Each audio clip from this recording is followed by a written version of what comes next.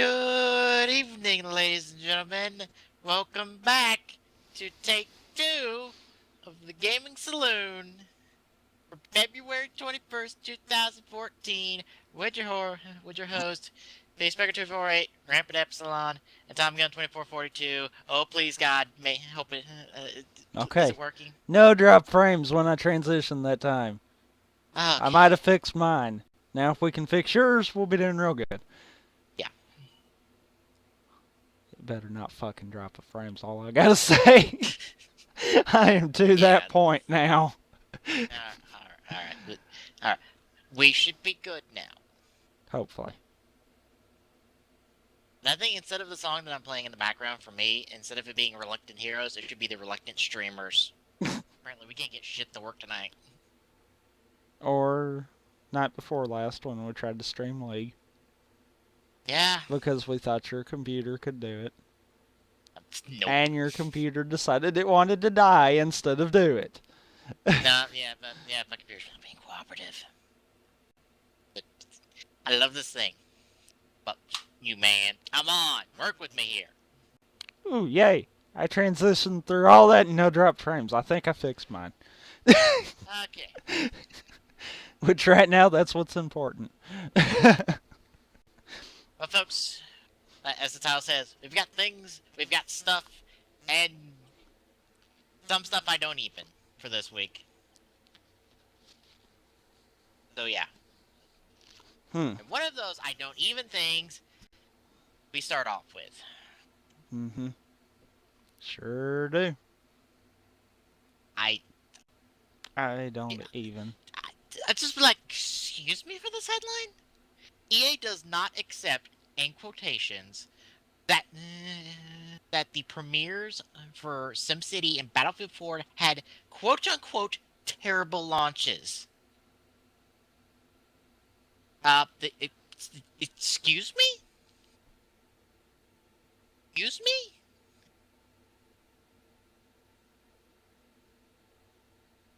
Alright. Alright, Rich Hillman in a Chief Creative Officer Rich Hillman in an interview with Rock Paper Shotgun, who we've had articles for previous episodes, vigorously defended the launch of Battlefield 4 and said that with big communities comes much more noise. The interview's tone was likely set by the on-the-spot questions by RPS in the setting for the interview, a red carpet interview on the spot as Hillman was heading into the DICE Awards ceremony. When asked about overhauling future launches of games in the wake of what RPS called terrible launches, Hillman said that he did not accept the categorization of those games' launches. I'm not sure I accept your premise, he told RPS. Battlefield 4 had an exceedingly successful launch, exceedingly successful product on both consoles and PC, from a sales perspective, from a gameplay perspective. While considering that that both were good games. That bother? Bit of a typo there. RPS continued to counter that the glitches and technical issues with both games couldn't be written off, to which Hillman said, I think there was a lot of noise about the game, but some of that is a function of your surface area. The more customers you have, the more noise becomes available. We did things wrong. We know that. We're going to fix those things. We're going to try to be smart about what customers want in the future. I'm not willing to accept, and I don't think most of our customers are willing to say it's a bad product. I wish I didn't buy it. That's not the conversation we're having now. I think what we're hearing is, you made a game we really liked. We would have liked it a little better if it didn't have these problems. Many of those problems we can fix, and we have and will. Okay. So essentially, they're saying, okay, we know we fucked up. But at the end of the day, we made money, we fixed issues, so it wasn't terrible. I guess. Okay, but if you've got a game with issues, that looks bad on the company to begin with. you okay, let's say they had these problems with these games. What happens when the next two games they do have problems similar to this? That's going to look worse on them. Mm-hmm. They're going to start losing fan base. What happens when the next two do the same thing? They're going to lose more. It's a case of you shouldn't have that first fail. Yeah. Because now everyone's going to nitpick everything they do from here on. Yep. And then it's not going to be the, oh, well, you made a good game, but you should have fixed some stupid stuff that you left. It's going to be, why are you keep making mistakes? Why can you not make at least one good game that's worth a darn? And also, why do you keep making the same mistakes?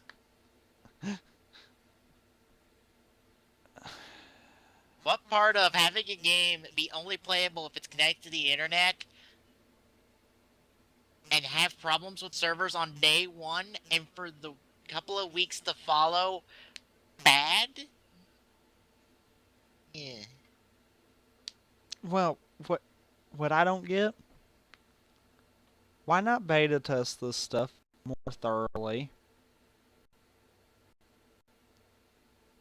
I mean, I understand having a little closed beta where you might have 1,000 people where you're letting them play the game and trying various things out and seeing what happens. Yeah. But there should come that point where you set it to a massive open beta and you strain all of your resources as hard as you possibly can. Get everyone in your company playing it along with everyone that's downloading it and running the open beta. Yeah. Yeah. Stress test those servers until they do break. And That when way they you break, know. then you know what levels they're going to break at. Yeah. Because let's face it, by the point an open beta should be going out, you already know the bulk of your pre order numbers. Yeah. And you're going to know the bulk of the numbers on day one. Yeah. So pretty much take those two numbers, add them together, and about triple that, and you should be covered. Yep. There is no such thing as overkill when it comes to servers in terms of the gaming industry, as far as I'm concerned. Far too many companies have made the mistake of underestimating how many people are going to get this game day one and be trying to hop on servers. Far too many. It is better to overkill that sumbitch as hard as you can, so you don't have that problem. That's the good thing with PC. A lot of times you can set up your own server. Yeah. And each client is also its own server. Which I think that's one thing that always puts PC above all the consoles. They don't have Yeah. to be dependent of a server, they've got a server.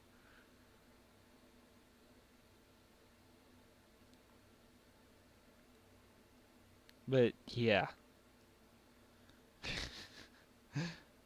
I think it comes down to failure to test too good, and that kind of gets back to, okay, look at all the other companies that have screwed up because of that. Yeah.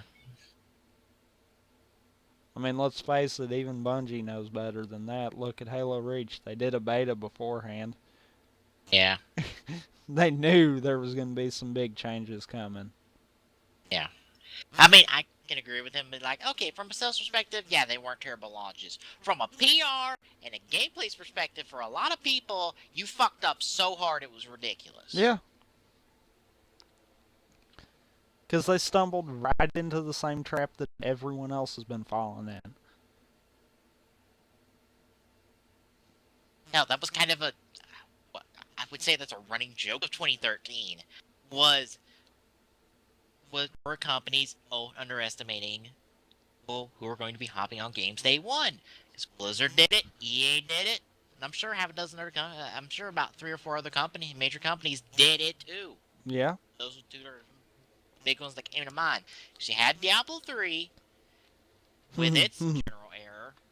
for a few days. You had SimCity that was unplayable for, I'm going to say, at least 2 weeks. Might be a little less than that, but yeah, it was unplayable because of the server issues. And you had Battlefield 4, which I think still has online issues. To this day. I don't know so much PC side, but I'd venture to say yeah on the console Well, the side. PC side was the issue to begin with. Hmm. Of course, I'm sorry. The PC side should have been fixed when open beta was going on.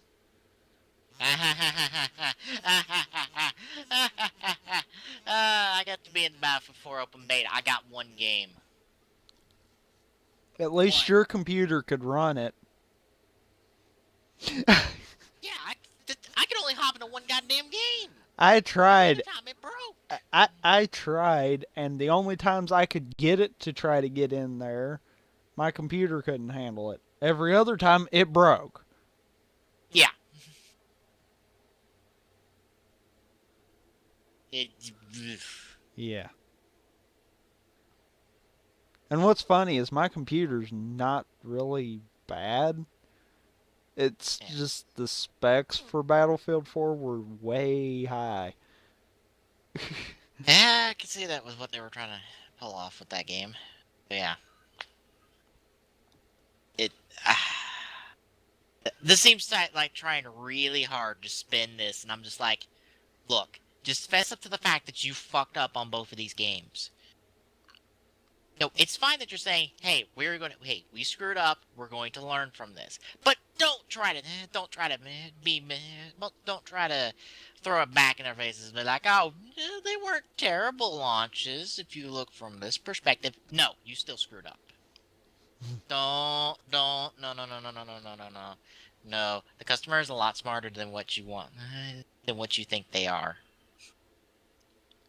A lot of us who actually read interviews can smell when you talk bullshit.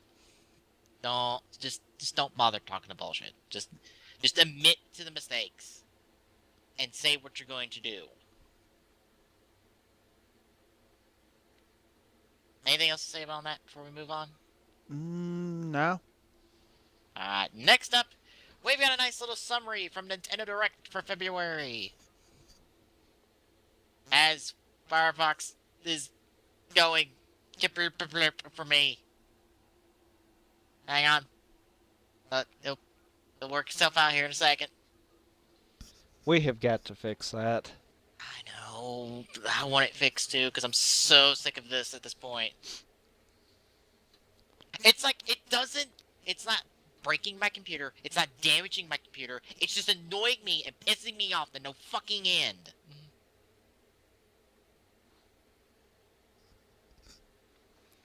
I swear, I said I cleaned some stuff up before we tried this again. Yeah. I think some of that was the problem because it's not bad now. And I've Okay. yet to drop another frame. Alright. Alright. My Firefox has calmed down now. Alright. We're going to cover some of the more general information before we start getting into the trailers. So, first up, in Smash Brothers news, we got Little Mac as a newcomer to the crossover brawler. Yay! Mario Kart 8 will see all 7 of the Koopalings be playable in the game. And it's coming out May 30th. Steel Diver is getting a sequel, and you can download a free version right now. It's like $10. Heard of it beforehand.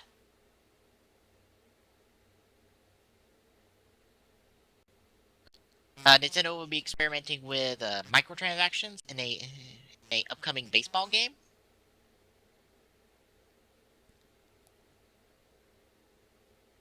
NES Remix is getting a sequel, which, if you don't know what that is, from what I've saw, it is where you just get to play little segments from classic Nintendo games as you try to complete challenges. And that's about it. Oh, I see here too. What? be able to play through the entire original Super Mario Brothers, but as Luigi and backwards. Yeah, Huh. That but sounds like, interesting. yeah, that's essentially what NES Remix is. Although, from what I saw, there was nothing as interesting as that going on. You're kind of just playing the basics of the game and just various challenges, and that was about it. Huh. Mario Golf World Tour got announced. In-game customization for your character will let you control how you look, and some of those items will also affect your player's abilities. And it comes out May 2nd. Kirby Triple Deluxe! In-game collectibles, including King James and Sunstones. Get rare stuff by street passing, and it comes out May 2nd. And Yoshi New Island, Giant Egg and Giant Metal Egg, and Super Yoshi will offer new ways to interact with the game's environments and overcome obstacles. I'm back. I'm assuming that bullet point is for the previous game and not for this game, because it talks about Kirby. Kirby will have jackhammer and submarine transformations. Where are we at? The second article. We got Pokemon Battle Trozy, a Pokemon-themed puzzle game. And for Pokemon being able to catch, 4-player co-op, March 20th. A new Professor Layton game with Professor Layton in the Azaran Legacy. Street Pass functionality, where you can create scavenger hunts. Items you will find unlock special in-game collectibles. That comes out in like 7 days. So we'll be covering that on the releases. Yep. Monster Hunter 4 Ultimate, confirmed US release sometime early in 2015. Weapon Shop de Omasi. It's from level 5. Another of the Guild 01 games gets a US release. Play as a weapon shopkeeper inside of an RPG. That came out yesterday, and it's $8. Okay. Nazuma 11, a soccer RPG from level 5, is available to download right now. It's $20. That's based off a manga and an anime, by the way, because I've heard that name before. Yes, a soccer anime. Huh. There's a football anime. There's a what? Football anime. I don't want to know. There's a lot of sports manga and anime, apparently. Its own genre. Alright, Nintendo eShop is getting a lot of indie titles in the near future, including Shovel Knight, Treasure Knots, Moon Chronicles, 1001 Spikes, and Retro City Rampage. Child Light, a stylistic downloadable RPG coming on to Wii U on April 30th, $15. GBA games on Virtual Console are closer to becoming reality. The first games that should be coming out sometime this spring include Fusion, Metroid Fusion, Mario Luigi Superstar Saga, and Yoshi's Island Super Mario Advance 3. And for Japan, it was announced Mario Advance 2, WarioWare Advance Wars, WarioWare Advance Wars, Golden Sun, and F-Zero. They forgot a bullet point. Yeah. Oops. We also got a look at the X game from a previous Nintendo Direct in E3. And we got a new look at Bayonetta 2, and that is all the information. So, yes, lots of things. Yeah, I looked at Bayonetta 2. Didn't get much out of it. Did you first Bayonetta? Did I what? Have you seen the first Bayonetta in action? I have. I know it's not really. I don't take it seriously, but kind of expected them to at least have, I don't know, more within this. This is only like our second look at the game, by the way. Really. True. And honestly, this game wouldn't have been happening unless Nintendo picked it up for exclusivity on the Wii U, so. Alright. Any thoughts on all this information before we start watching trailers of stuff? There's some decent stuff coming to Wii U, it looks like. Yeah. I still don't know if it's enough to sway a lot of people yet. Yeah. They have Smash Brothers coming some point. They haven't announced the release date. They will at E3. Yeah. Also, I don't know if you've realized this, Yoshi has not been announced as a character in Smash Brothers. Yeah, but he'd have to be by this point. He's not. Like, I heard it on the stream that Yoshi's not on the roster at this point. And I'm like, really? And I went to the website. He's not listed on the website anywhere. Yeah, but surely they wouldn't cut him out. I know, but yeah, it seems odd. It's like, wait, yeah, because they just confirmed Diddy Kong's in Smash Brothers, which I believe if Yoshi gets cut, that'd be the first time that one of the original Smash Brothers characters gets cut.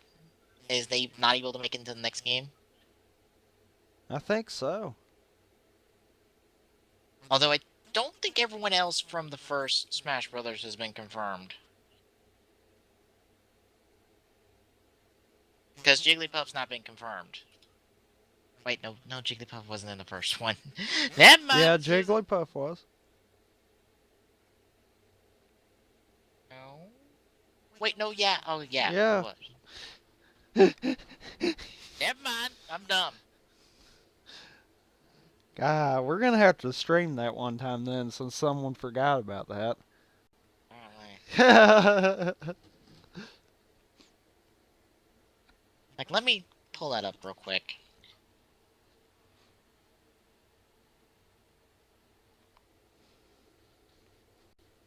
I think it would be.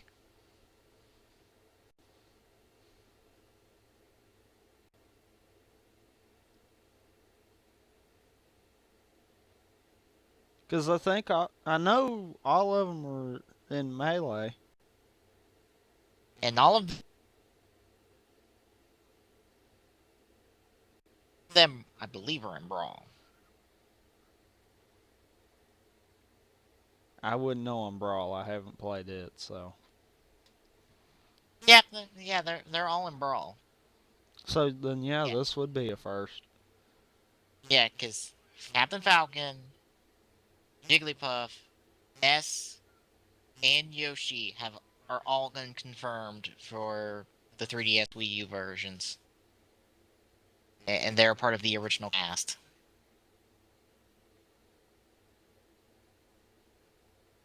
Unless Nintendo just plans on leaving those as wild cards and not really announcing them until it comes out or something. That's a possibility, because Jigglypuff was hidden in Brawl. You could only get Jigglypuff if you got to one of those secret stages in Subspace Emissary. Well, Jigglypuff was an unlockable in the first one, too. Yeah.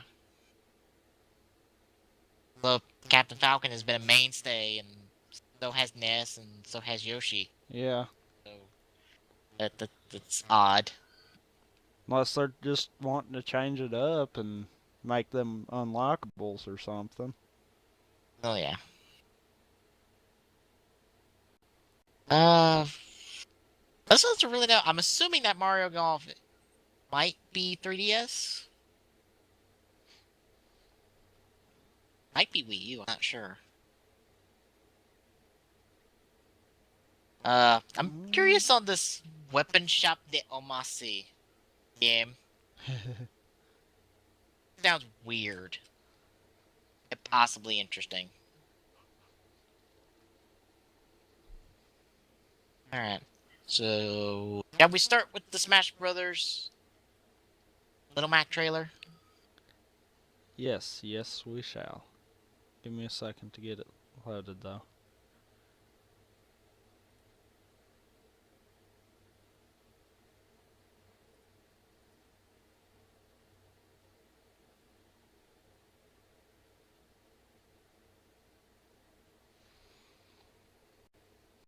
Okay. I was wondering if it was going to get locked right there. I just saw something on the right. What? Thank you, GameStop. What? Twitch related thing on the right. Oh! Yeah. Yeah, I And see look what's it. above it, too! Yeah. Oh, goody. Alright. Y'all queued up and ready? Get up, ready. Alright, looking at the Little Mac reveal trailer in Okay. 3. Did you not wait on Glock? He's not Tis here Mike's. again. That's right. Wow. Look, tis Mike's meeting. Sorry. I'm here. I'm here. Why did not be It's part of me. the show, Glock? Sorry, I'm preoccupied. Oh, we're on the Little Mac trailer. If you wanna hop on, get queued up and ready. I'm trying. Hang on.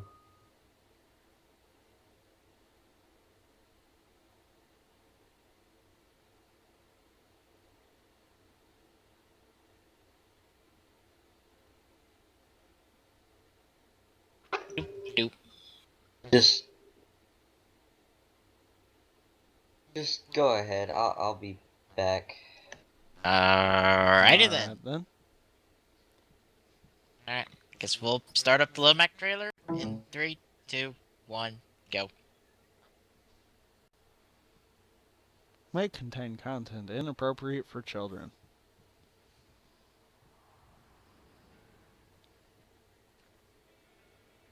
I will say, I love that new intro for the logo.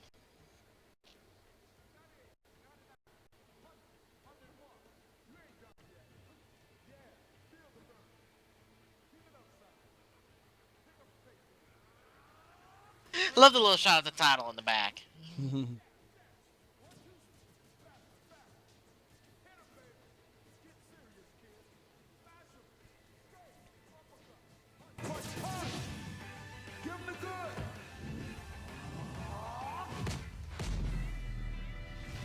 Aw, poor Sandbag. But at least for once he's actually being used how he's supposed to be.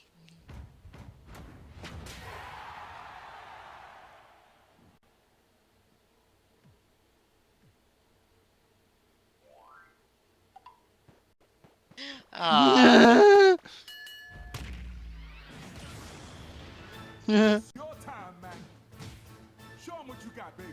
Oh, I really hope for that stage that the characters do intro like that. Like if that stage literally has like some wrestling style entrances for all the characters, that'll make me a little bit happy inside. All right, smash 'em. The punch is mightier than the sword. You ain't no half fighter, man. Quit fooling around up there. Smash ain't no joke. All right, shake it off, son. And it looks like the Final Smashes are back. Seems to be our first confirmation of it. Let it rip. World's waiting for you, kid. At least that's what I believe is supposed to be a confirmation of the Final Smash. With Little Mac going to Monster Little Mac. I'm not sure. Wouldn't that be Monster Big Mac by that point? Probably.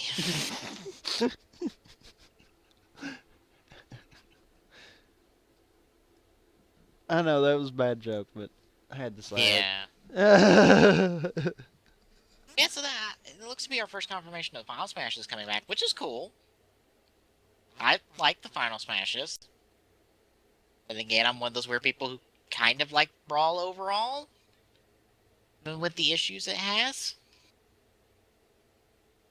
I saw where somebody was believe this was on stream where somebody said that he really wasn't going to buy into Brawl unless the netcode was fixed from Brawl. Oh, the new Smash Brothers from Brawl. Which I go much to begin with, so that won't sway me one way or another. Like, I spent more time in Subspace Emissary and completing Classic and Adventure mode for everybody than I did online. Man. And trying to get the trophies and the stickers and the whatnot. So, yeah. You have anything else to comment on? No. Alright, then. Where shall we move to next? While we're on Smash Brothers, you want to kind of touch the other little thing that we saw? Oh, yeah, sure. Might as well. Kind of wrap that together deal? Yeah. The little bit of a side article. We got some additional Smash Brothers information. This time with the home run bat as my Firefox goes. Hang on. Okay, we're good. Yeah, we got a screenshot of the new home run bat, which. Damn. Yeah. Looks like they took their time with that one. And yeah. Looks wow compared to the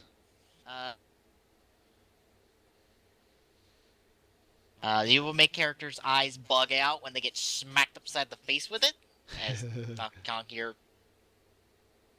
demonstrates.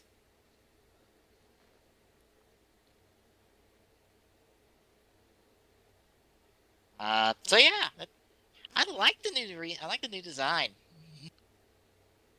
Yeah, and It it turns does it make it look more badass. Yeah, it turns it from just the bat that I believe Olimar has. I think Olimar naturally has a bat for his moves. Hmm. And it turns it into this. This is the home run bat. Yes. This is I do like the. This is the I beat your eyes out of your head bat. Yeah, I do like the little detail of the Smash logo. It's nice to see that in places.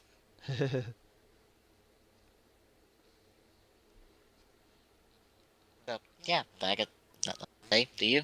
No. All right. Back over to our main topic of discussion.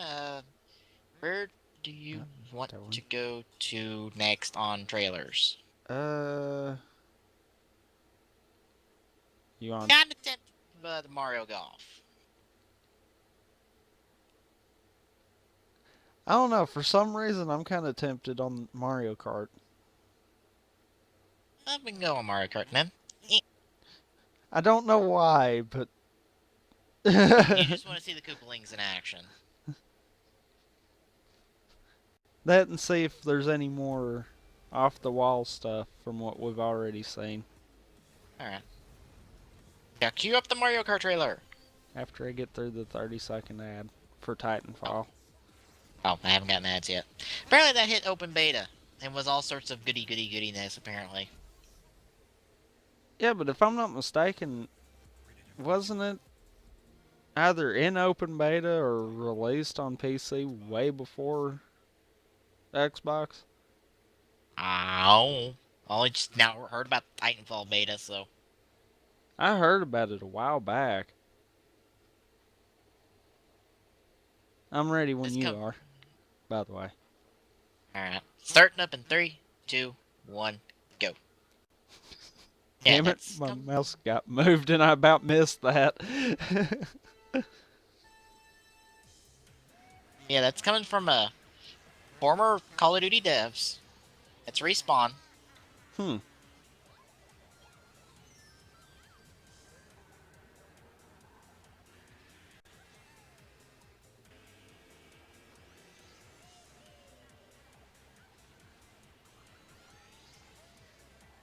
Going really F-Zero with this game.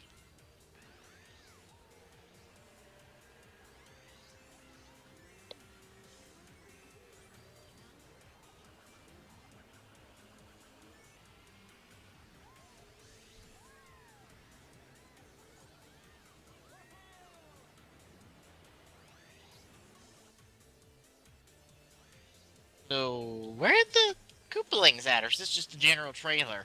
I'm kind of wondering if this might just be the general trailer. Oh, no, there they are. Ah.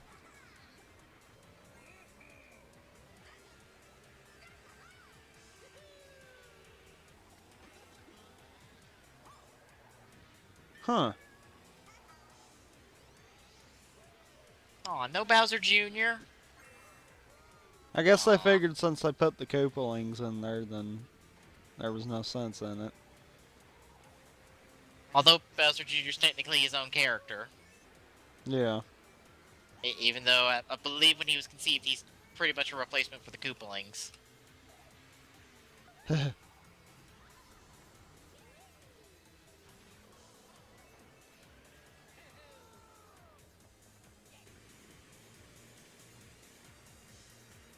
Oh, that clipping.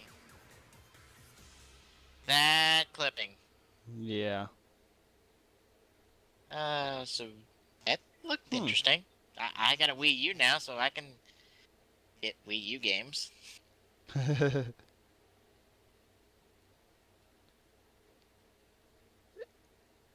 Alright. It does look like they have changed a lot from where I've seen past Mario Kart games. So, Yeah, it's definitely different.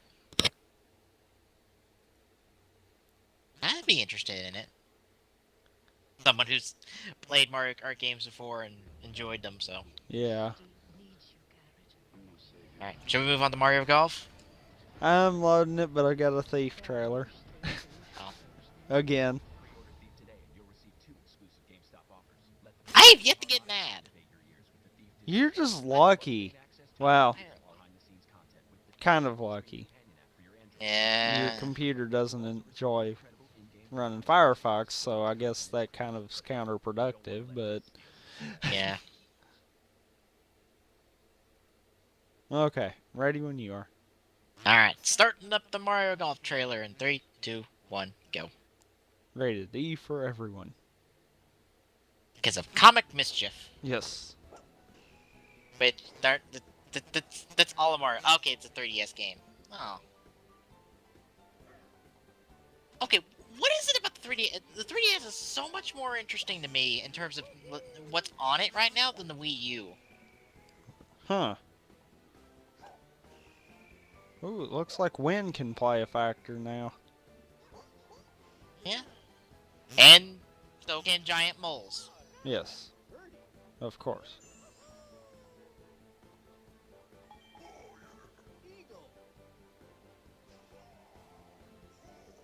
Bowser, stop spinning on the. Oh God, why? Water hazard. Yep. And it looks like the customization is just your me. Oh well. Yeah, you're just dressing up your me.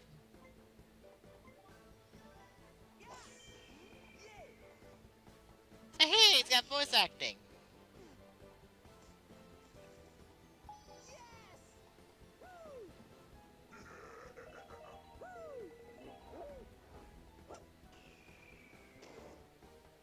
Oh, all them sound effects. Yeah. It's for the 2 and 3DS. Yep. I wonder how the 2DS is doing, sales-wise.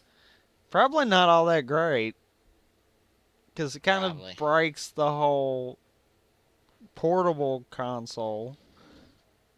Eh. I've seen them. They're like bricks. So, we're talking pretty much the Game Gear. Except about twice the Game Gear size. Think of a open 3DS, all the way open, Yeah. shrunk a little bit. And that's kind of it. Yeah, it's like twice the size of the Yeah. Game Gear. Did you have a Game Gear back in the day? No. Oh, I did. While making that comparison. Game Gear was a big old bulky piece of tech. Right. Kirby? Sure. Alright. Wait for another ad, I'm sure. Maybe. Fuck. And now we're here, everyone, because of cartoon violence. What's the difference between that and comic mischief? Cartoon violence you're killing. Okay.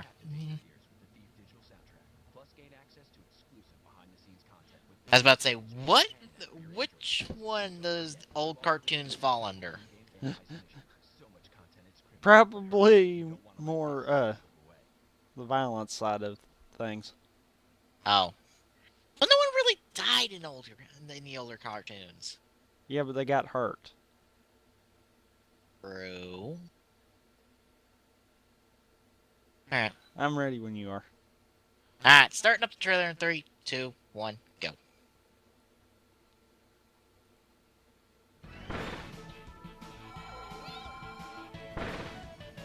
Another 3DS title. Like I said, look at all the 3DS games. Jeez.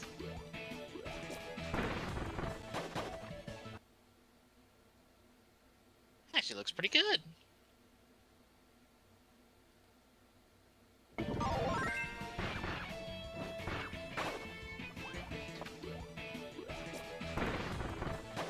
Deluxe platforming.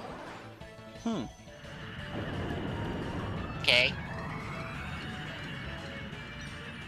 What's with all the deluxe? What's with all the use of the word deluxe?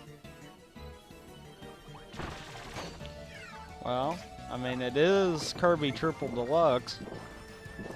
Eh.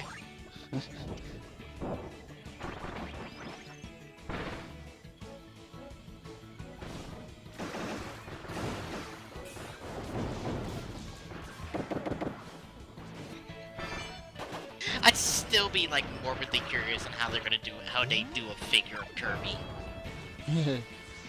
that would be anywhere close to being posable. Of course, if they do that, they can pull off Jigglypuff then. True. That's me thinking figure arts because I'm like, now that D-Arts has been merged into Figure Arts, and if you add in the Figma, we got a bunch of Smash Brothers characters. We need more Smash Brothers characters.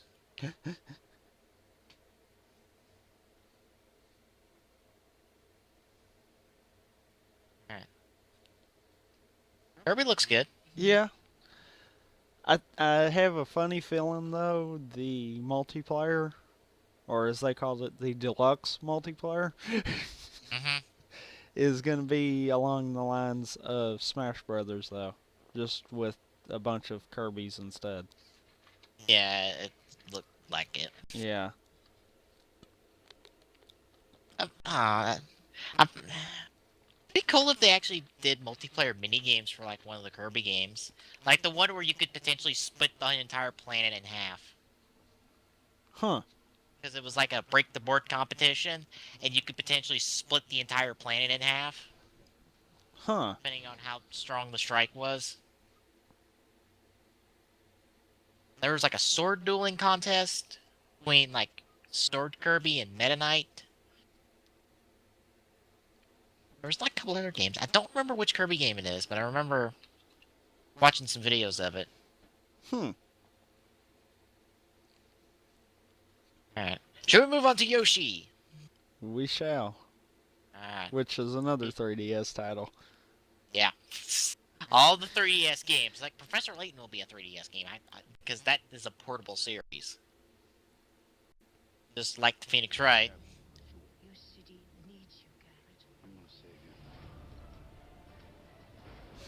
I played the demo and I enjoyed it, so I really want to get Dual Destinies now. Well, the problem is it's a digital release, so it's going to be a lot of space being taken up on my SD card on my 3DS. Yeah. Which, download the Bravely Default demo. I kind of like it. Trying to get used to the whole Brave and default system and all this stuff. I'm ready Like when it's... you yeah, All right. ready when you are. Starting up the trailer then in 3, 2, 1, go.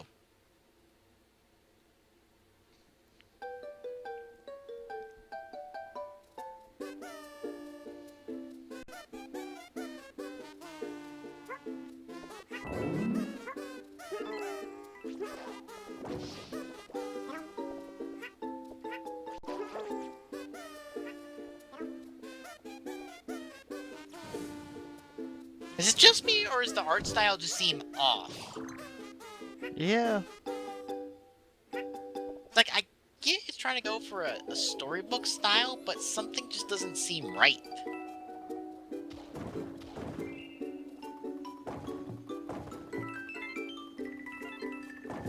I am a jackhammer!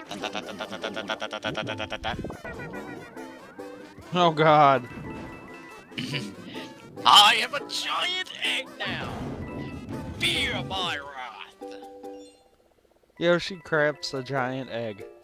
Yep, a giant metal egg. Yeah, that had to hurt. Yeah.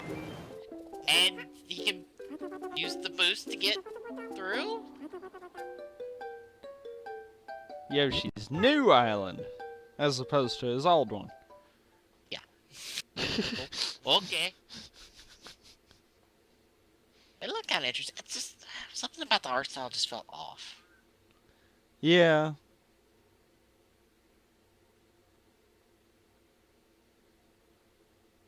Yeah, I'm kind of with you there.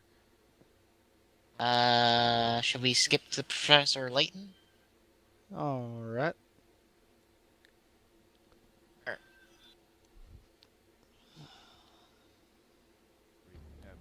Ah, still not God. getting ads. Why am I not getting ads? I'd like to know that too. I'm back. Alright. We watched a whole bunch of trailers. For a lot of 3DS content. Yeah. Like, Nintendo's churning out a whole bunch of 3DS titles that look pretty good. It's Still like on the they're second article? Yeah. It's like they're neglecting their Wii U and just focusing 3DS titles. Which, I mean, I don't guess that's horrible, but it's kind of odd. Yeah, it might have been just this Nintendo Direct. Maybe they're saving all the fun Wii U stuff for E3. Maybe. Let's hope. Yeah, the Wii U could use some love. I'll tell you right now, if Microsoft's releasing a reboot of Halo 2, then yeah, just about anything Nintendo could throw for the Wii U would kind of just take the spotlight. Oh, well, at least Microsoft will win some people back with that. Yeah, yeah. And I said some. piss a lot more off because knowing them, they'll do it Xbox One exclusive. Yeah, that's what I said, some. They'll find a way to screw it up. No, they will. They'll screw it up worse than they will fix it. Alright. Yep, queued up on the Professor Layton trailer. I am. I didn't know if Glock was gonna try to hop on the trailer too. Yeah, hang on.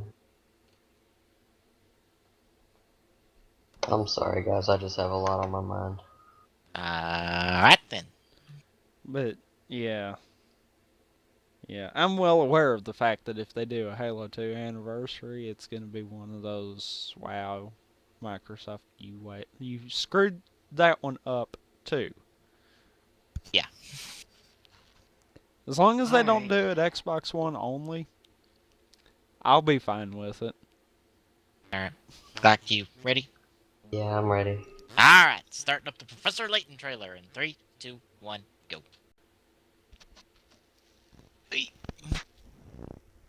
Crank the volume down a little bit.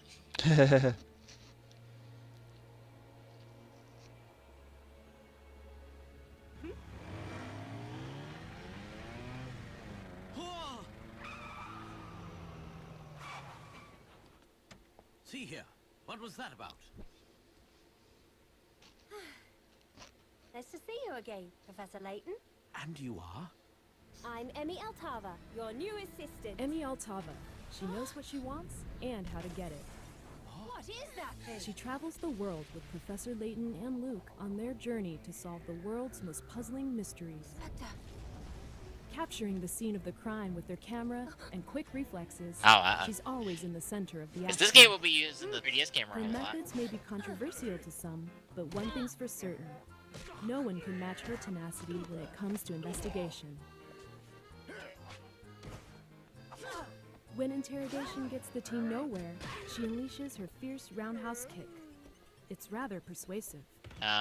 Oh, so she'll give Chuck Norris a run for his money. Yeah, apparently. Also, I don't think you're gonna get much out of him because he's out cold. Mask of chaos. Emmy keeps the team moving while asking all the right questions, jotting down every last detail. When she's not in the center of the action, you can bet she's there to witness it. Waiting for? A written invitation? Look out! Don't forget 2 new Professor Layton games. Whoa there! In her last chapter with Professor Layton, Emmy embarks on a journey to solve the mystery of the Azran legacy.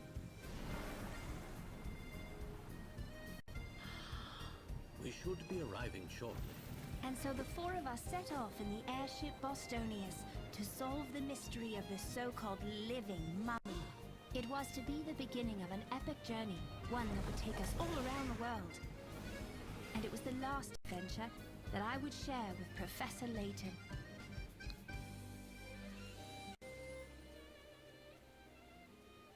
No reasoning why? I don't know Professor Layton's story, so. I'd say it's probably explained at the end of the game. Yeah. Probably. Yeah, I've not played the Professor Layton games, but they seem kind of interesting. Sounds like it'd be interesting.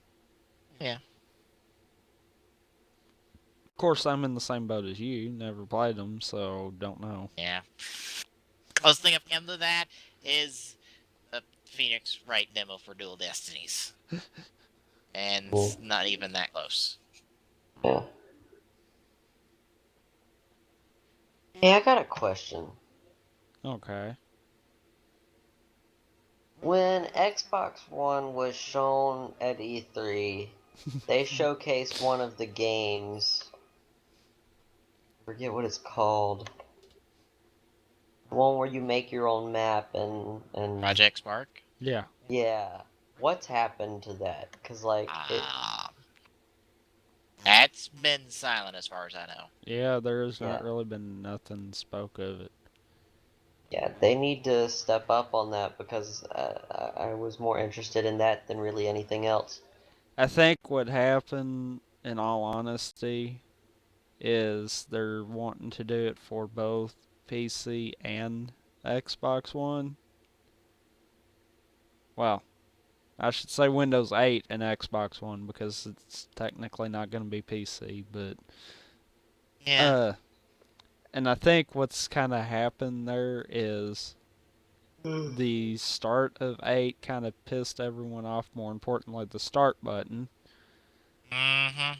When they tried to fix it with 8.1, they caused more issues than it was worth and broke more. So I think that one's kind of like on standstill until they can fix Windows. As someone who uses 8 on a daily basis, I can attest. Windows 8 has been a pain in the butt sometimes. I think I have heard so much mixed opinions on 8.1. I've heard people that say don't get it, it'll screw your computer up, and then I've heard people that say, yeah, it didn't really do anything. So I think it just depends on the computer. I think mine might be starting to fall in that category of fuck 8.1. God damn 8.1 bullshit. I'm fine with my 7. I was happy with 7 too. I love me some 7. I think if I have to get me another computer, I'm going to get 7 and turn it into a dual boot. That way I've got 8 if there's anything 8 exclusive, but I'm running 7. Fuck it. Yeah. Of course, I was also one of those insane people Vista.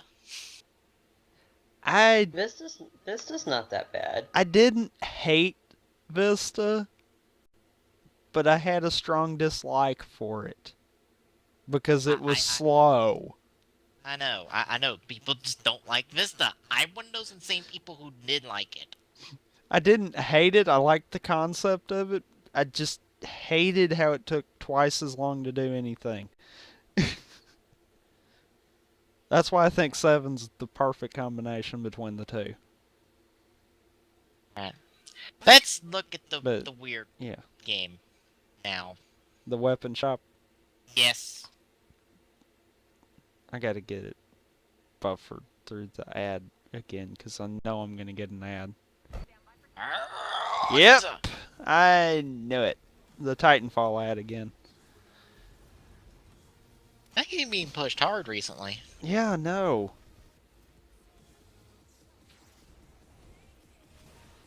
I mean, it looks interesting, but oh, What I game don't is know. What Titanfall. yeah. The game from the former Call of Duty staff. Yeah, I am. See, I am not a Call of Duty fan, and the Call of Duty multiplayer did not interest me at all. But And the Halo 4 multiplayer didn't interest you at all in that sense. I haven't even touched it. Anyway,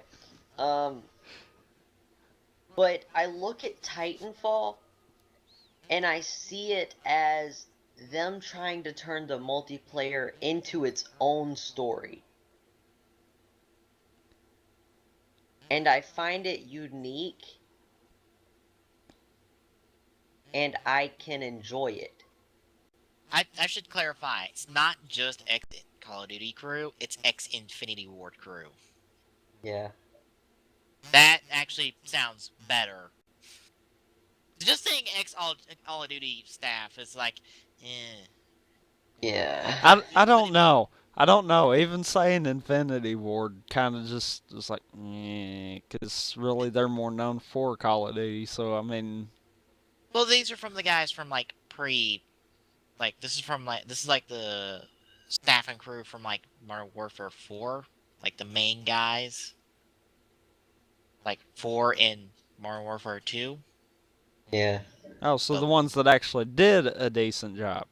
Yeah, Zimpella and I forgot the other one's name, but they're the founders of Respawn, and they're the ones who run this. And I'm sure there's other former Infinity Ward employees there too, I'd say. plus other people.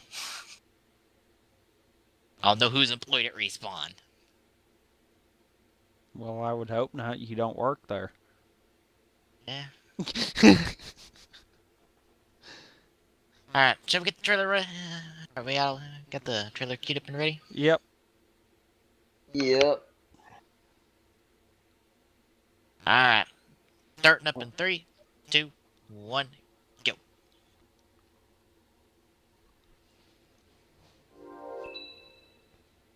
Level 5.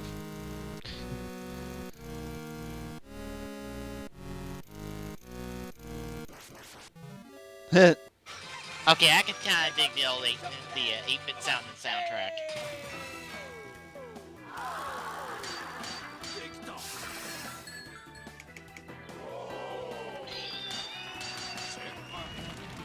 Huh.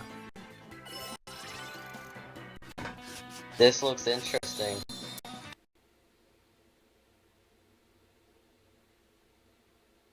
So, you are literally forging the weapons for the heroes. Okay. That's interesting. Alright. Hmm. We'll roll with that. Okay.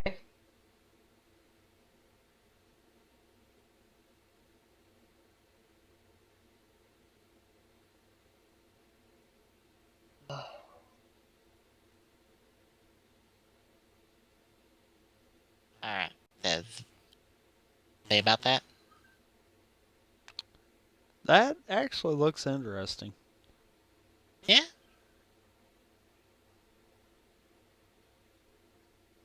And it kind of goes to show that you can make a game about anything. Yeah. Do you make games?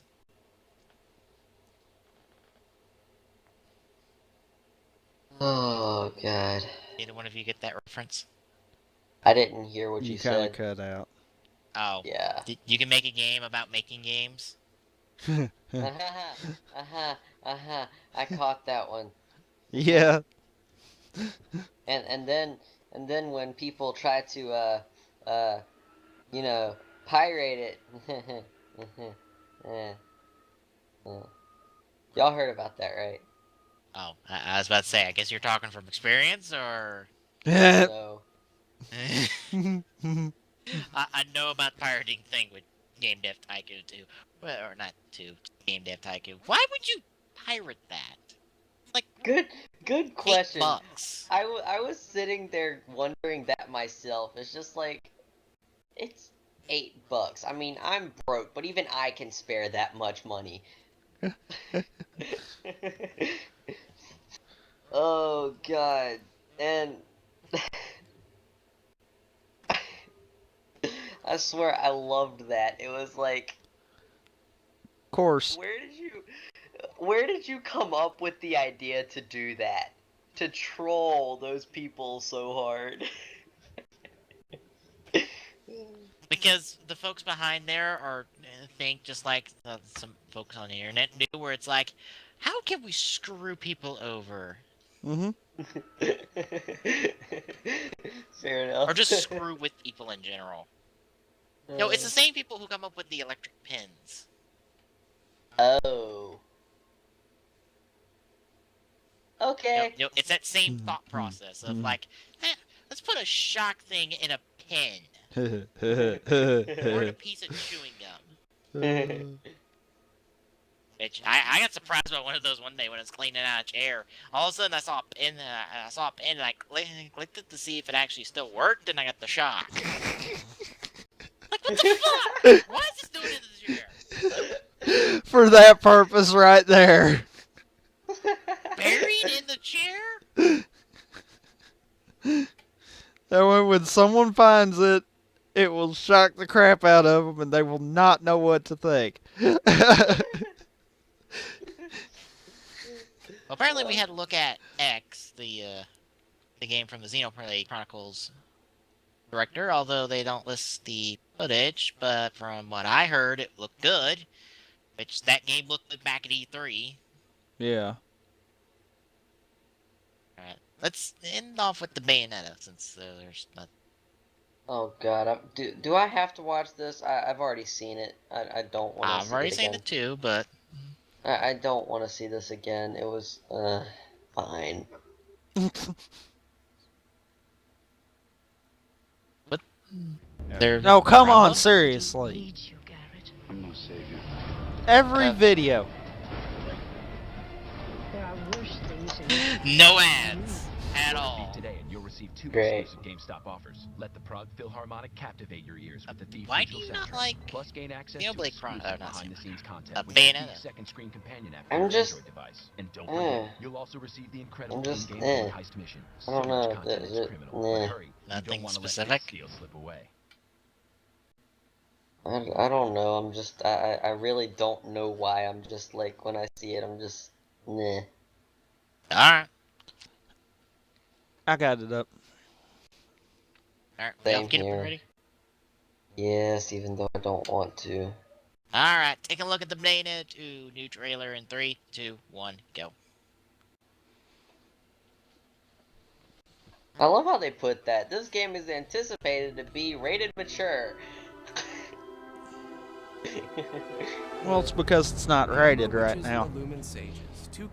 Yes. Although It's apparently not- Dark Souls 2 is not rated M. For whatever reason. Huh. Like the first one is M, this one's C for whatever reason. Although it looks like it should have an M, because even the developers are like, wait, why isn't this M?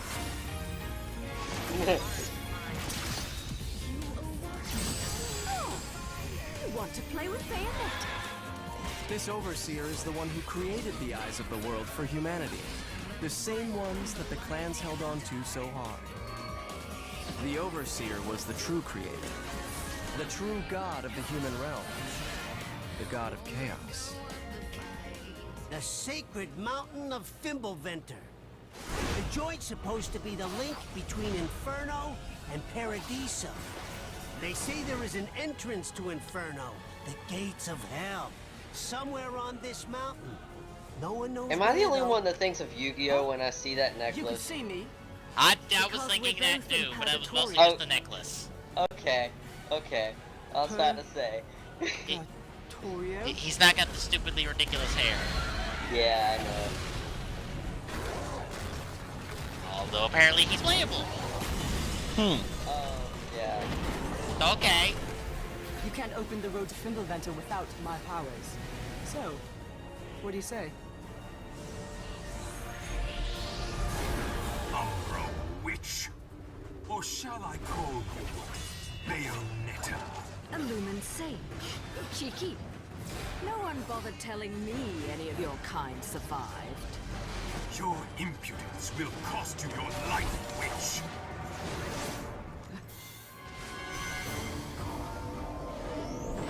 Although we'll say this sequence looks kind of cool. Yeah. Like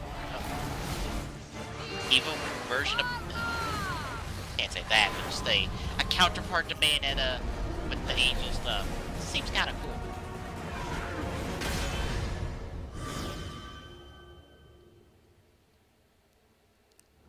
Jean, I'm on my way. Just behave yourself for a bit longer. I have no clue what that's referencing. Yeah, Bayonetta 2 looks cool. Yeah. I didn't play the first one, so like I said, I don't get that reference at the end. I know that's a reference to something. I'm still not that interested in it. I wasn't that interested in the first one, so. Alright. Oh, good. Anything else to say about this or anything else? Nintendo Direct? No. Nah. Alright then, we shall move on to a thing that confuses the ever-loving shit out of me. Yeah. Alright. Transformers Rise of the Dark Spark got revealed at Toy Fair. And Wait, we skipped one. no, we didn't. No, we didn't. We kind of pseudo covered it as we were going through. Oh, okay. We rolled that in. We watched the Super Smash Brothers video and then tied it in with it. Oh, okay. All it was supposed to be was an enhancement article. It wasn't supposed to be its own deal. Yep, it was just a little note on the new home run bat. They gave it a new look. Yeah. Rise of the Dark Spark. I don't know where to start with this. What? Okay. According to Examiner, Edge of Reality will oversee development of the PC version, PC and console versions, which will effectively merge the cinematic Transformers universe with the narrative from the Cybertronian series of games. Well, Cybertron series of games. The 3DS version will be developed by Way Forward. That's DuckTales Remastered, and Edge of Reality is Loadout as a strategy RPG. Okay. But yeah. Basically, just imagine, okay, take the movie verse when it comes to Transformers, the movie trilogy. Take those Transformers and toss them into a game alongside the characters from War and Fall of Cybertron. Take those two things, put them into one game, and try to have that game make sense. Huh. And you get this, I'm guessing. Yes. I don't understand. I don't either. Because I'm like, okay, you're talking about two conflicting stories, a cast of conflicting characters, because one, the War and Fall of Cybertron Optimus is not a homicidal maniac. That may be a running joke, but after listening to enough people talk about it, I kind of believe it. Movie Prime is a little bit crazy and a little bit bloodthirsty, a little bit. It's just like, also this is supposed to be a tie-in for the Age of Extinction, the new Transformers movie that's coming out this year, I think. Sometime this year, yeah. Yeah. Yeah, it's supposed to be a tie-in for that movie. Yeah. So add more to the confusion. What? Oh my god. Look at the hot news. Under Wii U. Under the Wii U in 2014. Look at it. Look at it. Oh my god. I've got to play it. Oh. Okay. Okay, well then, It's the new Doom beta. then you better pre-order Wolfenstein: The New Order. Which we've seen jack crap of that game to begin with. We got like one trailer from that, and that was it. I don't think we've seen much else from that game. Great, okay. Oh, wow. I didn't realize that. What? Ghosts gets a free Steam weekend with double XP. Whoop-de-doo. Ain't really grabbed my interest in terms of multiplayer, but I might give that a shot. And it's reused cutscene? Yeah. Final Fantasy VII Remake would take longer than Final Fantasy XIII Trilogy combined. Shut up. It ain't time to talk about that yet. No. Oh. Oh, okay. You don't look at articles, do you? No, I don't. Yeah. Kind of figured that one out. Hence why we go over them the day before the show. Battlefield 4 handgun shortcut kit available free on PC. What is a handgun shortcut kit? I don't know, but we're getting way off topic now. Not even on a tangent. We just hopping all across all the rails. So let's get back to the trailer and cue it up, and let's look at it. And maybe you guys can make more sense of this than I can.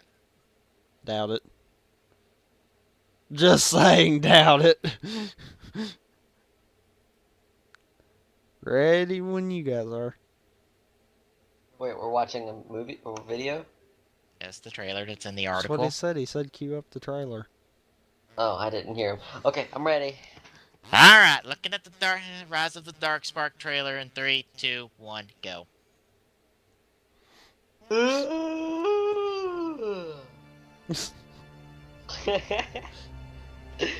For every force in the universe, there is an equal and an opposite. For every hero, a villain. And for every victory, defeat.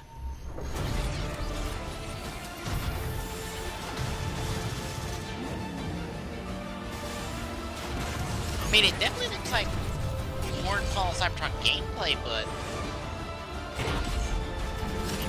Fuck!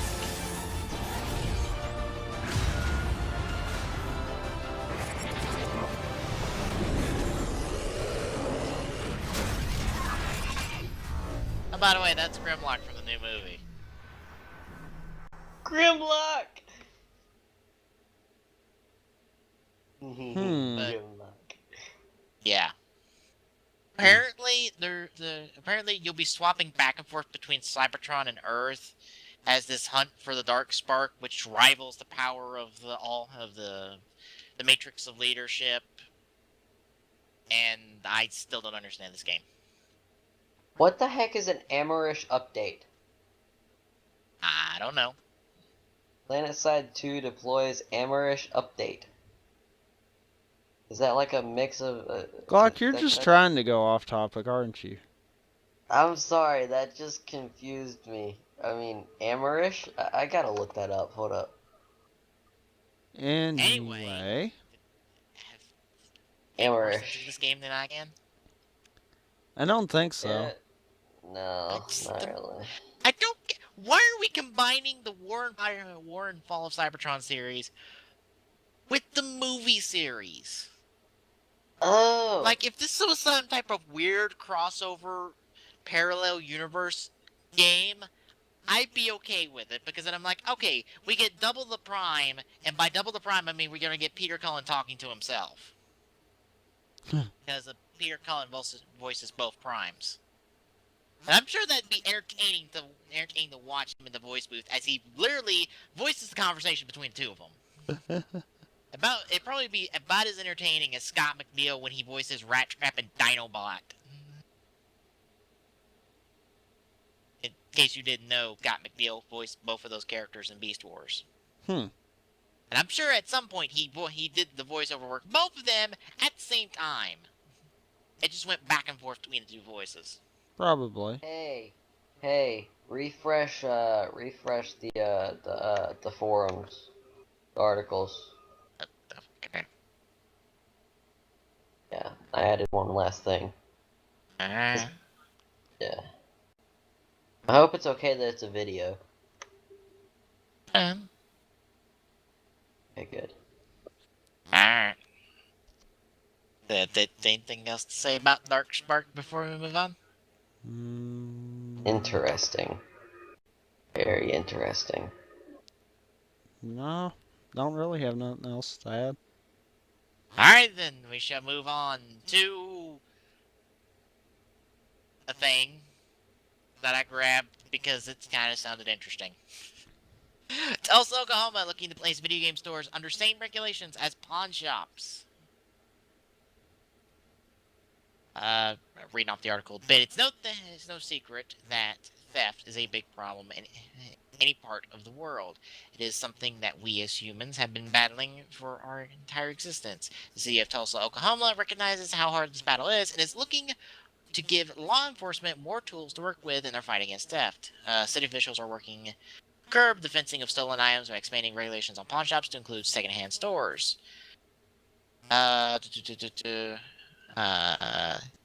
The way they see it, thieves have realized that offloading stolen goods at pawn shops is not a very smart thing to do, as pawn shops are legally required to report any and all transactions, which include the name, address, and other personal identifying information of the seller, as well as descriptions of the pawned goods, to the police. To bypass this, thieves have turned to alternative sources of selling off their goods.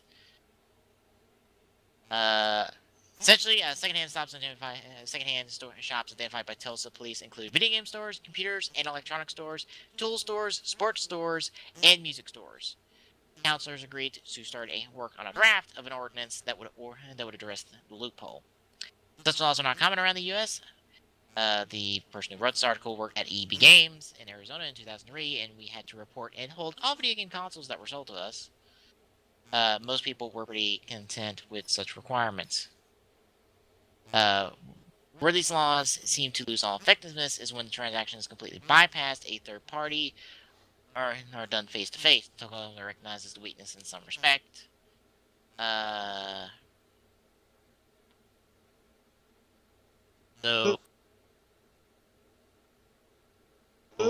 Yeah, apparently video game stores in Tulsa, Oklahoma might fall under the same regulations that pawn shops are under, depending on where this ordinance goes. Okay. But that still doesn't stop online services like eBay and they mentioned Craigslist in here. Yeah. And there's more than just them.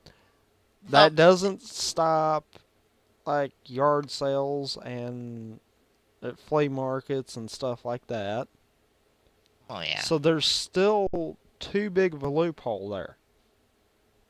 Yeah. Well, internet stuff is a bit too big for just one little old city to cover. So they're probably not factoring that in. They could force anyone that's registered in that city to report, though. And if they find out that they're doing it without reporting it, then they could fine them. That's true. I'm sorry, I popped in and out of this. I heard the first part, then the video games and secondhand shops. So they're trying to make it to where people have to like fill stuff out to sell games. Not just games, any type of secondhand store. Alrighty then. Basically anything that's been pre-owned. Whether it's games, clothes, whatever.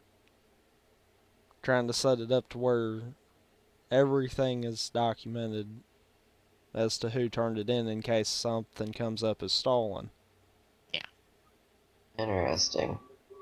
The same thing technically already goes on with guns and anything that's got a serial number on it. Yeah.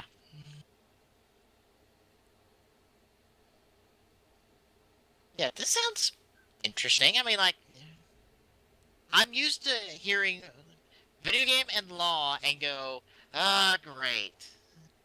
Yeah, that's what But I I'm was like, thinking. Something that actually makes sense for the most part? Yeah. And doesn't try to bring down the reputation of video games? Well, that's a breath of fresh air. Seriously.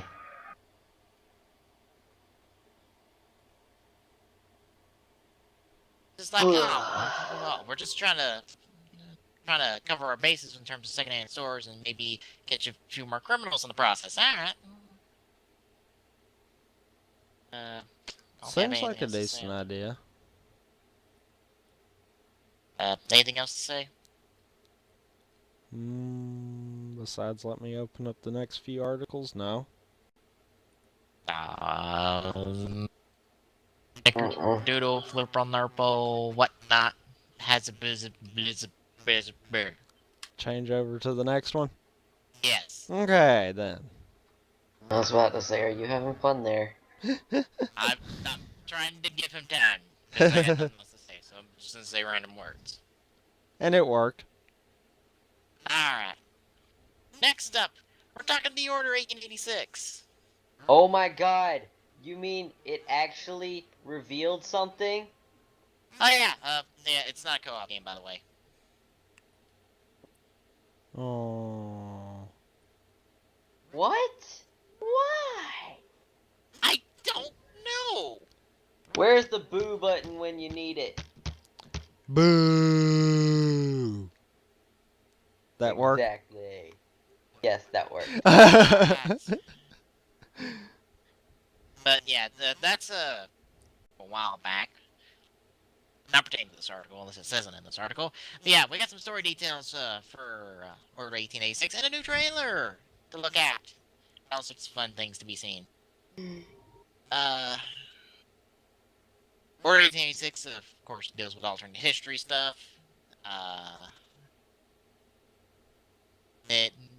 Center stage is an age-old war.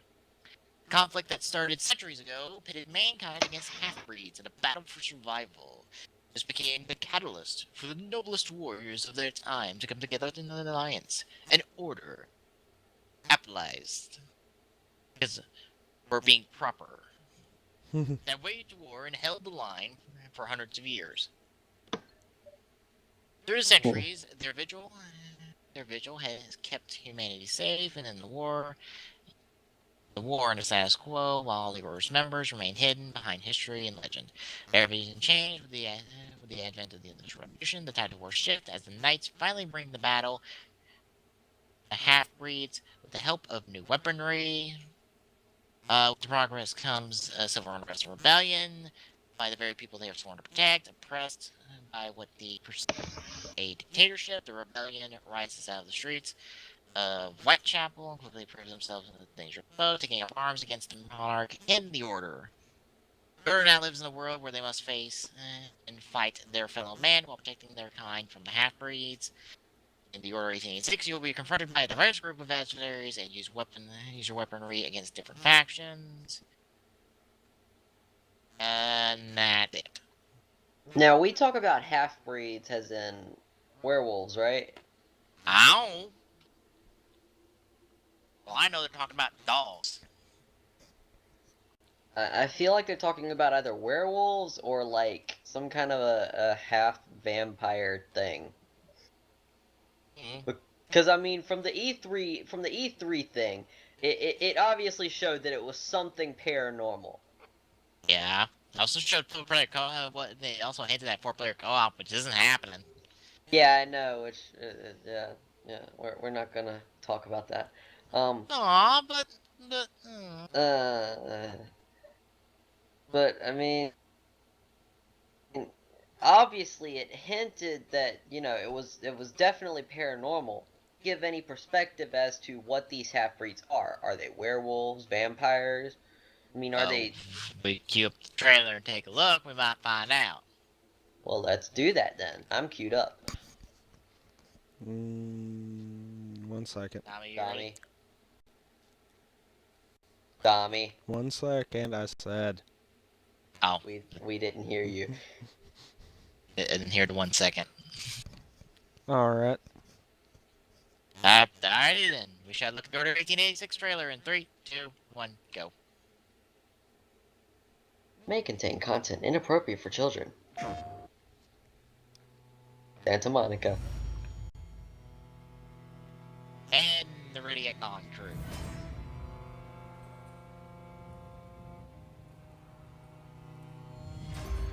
Look at the necklace in all of its next-gen glory. Great. Reminder of our legacy. And the amazing blood spill mechanics. That was ink, actually, I believe. Oh, it looked like blood. What? Blood is black! That looked red to me. It's black! I need to watch that over again because it looked red to me. Like black, like darker than black. Black can be darker than black? We have struggled against an Yes. unyielding and determined foe.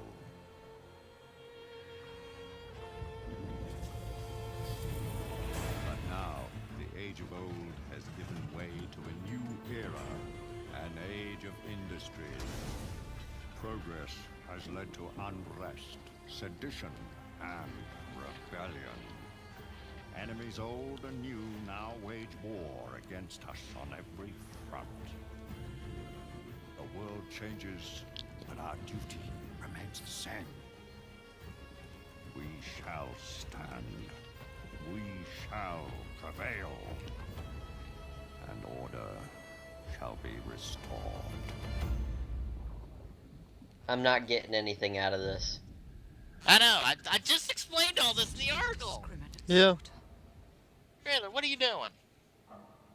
Telling you what's in the article. Okay, so it's a chick with a lantern. I'd say we should be prepared for anything. Look at that next-gen glory. It's so good, girl.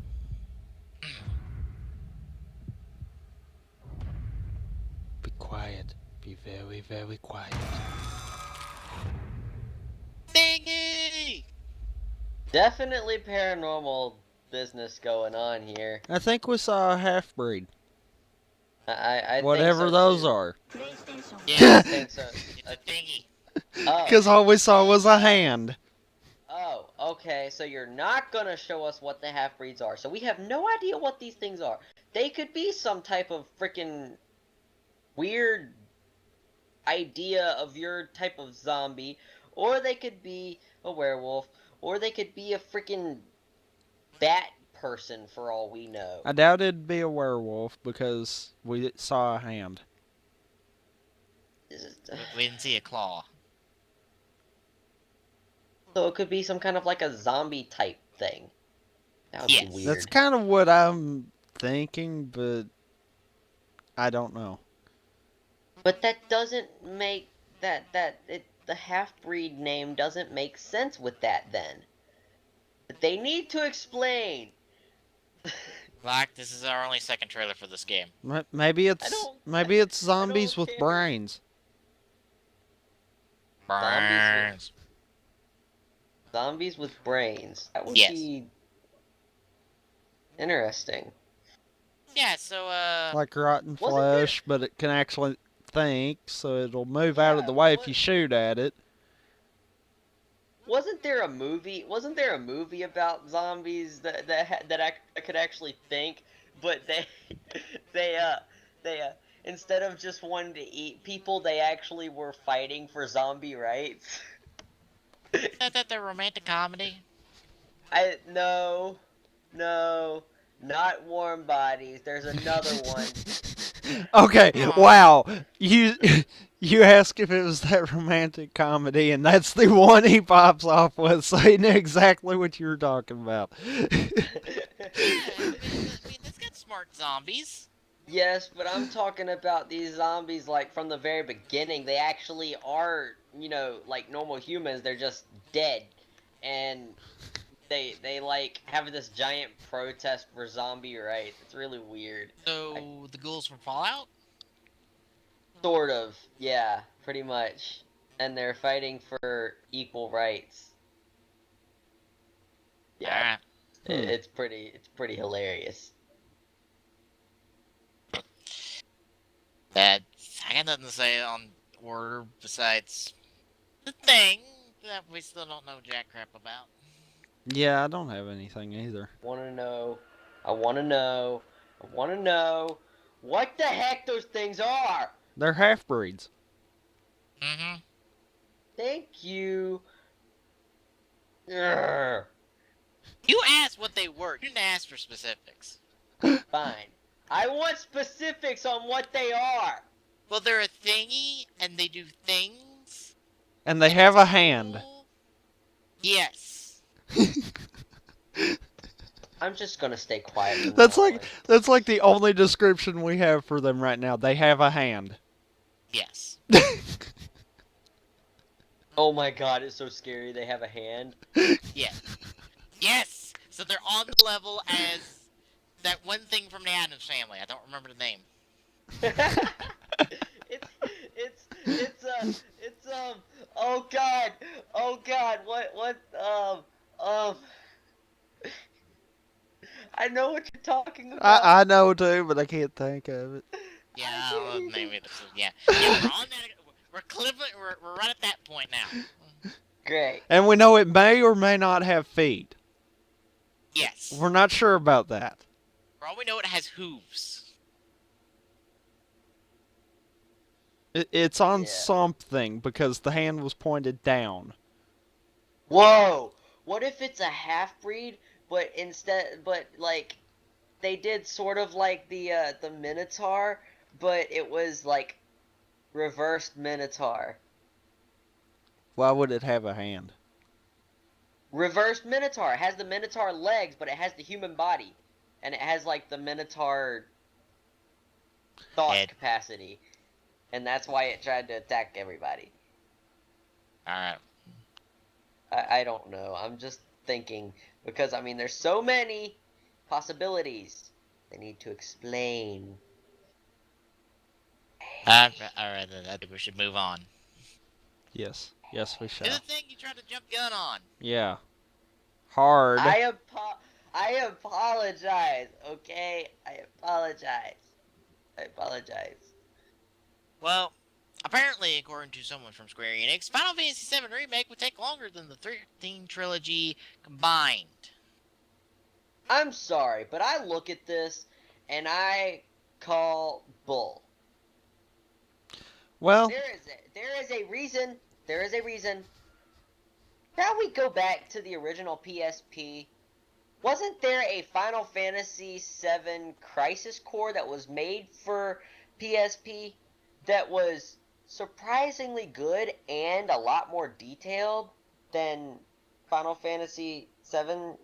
And But we also have Dirge of Cerberus and that Final Fantasy VII movie.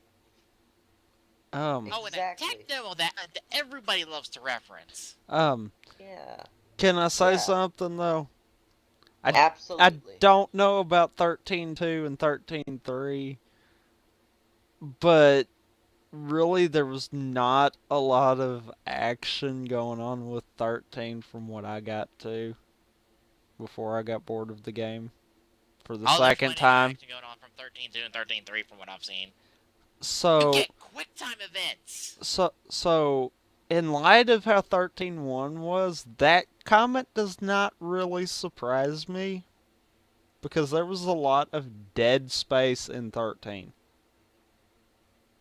And I mean dead space. Well, getting to the article themselves, Mr. Katase, a Final Fantasy 13 soccer producer, had this to say about the. So I think this thing is going to be a very challenging task. I can tell you personally, I would love to do it, but before I decide to do anything of that kind, I would have to bring my dedication and motivation levels to the maximum high. It's not the kind of project I can start casually working on. It's a really serious project. It would be nice if I get the opportunity to do that in the future, but at the moment, no plans. Comparing the timeline of the trilogy to what we're talking about, we already took nearly 10 years to make the trilogy of Final Fantasy 13 games, ending with Lightning Return. I think that a high-definition Final Fantasy 7 would be definitely comparable to that scale. An even bigger project, maybe, he said. It would probably take a lot longer than 10 years, even if we ever do it. So that's what I am saying. I would have to have a complete and utter dedication to the project.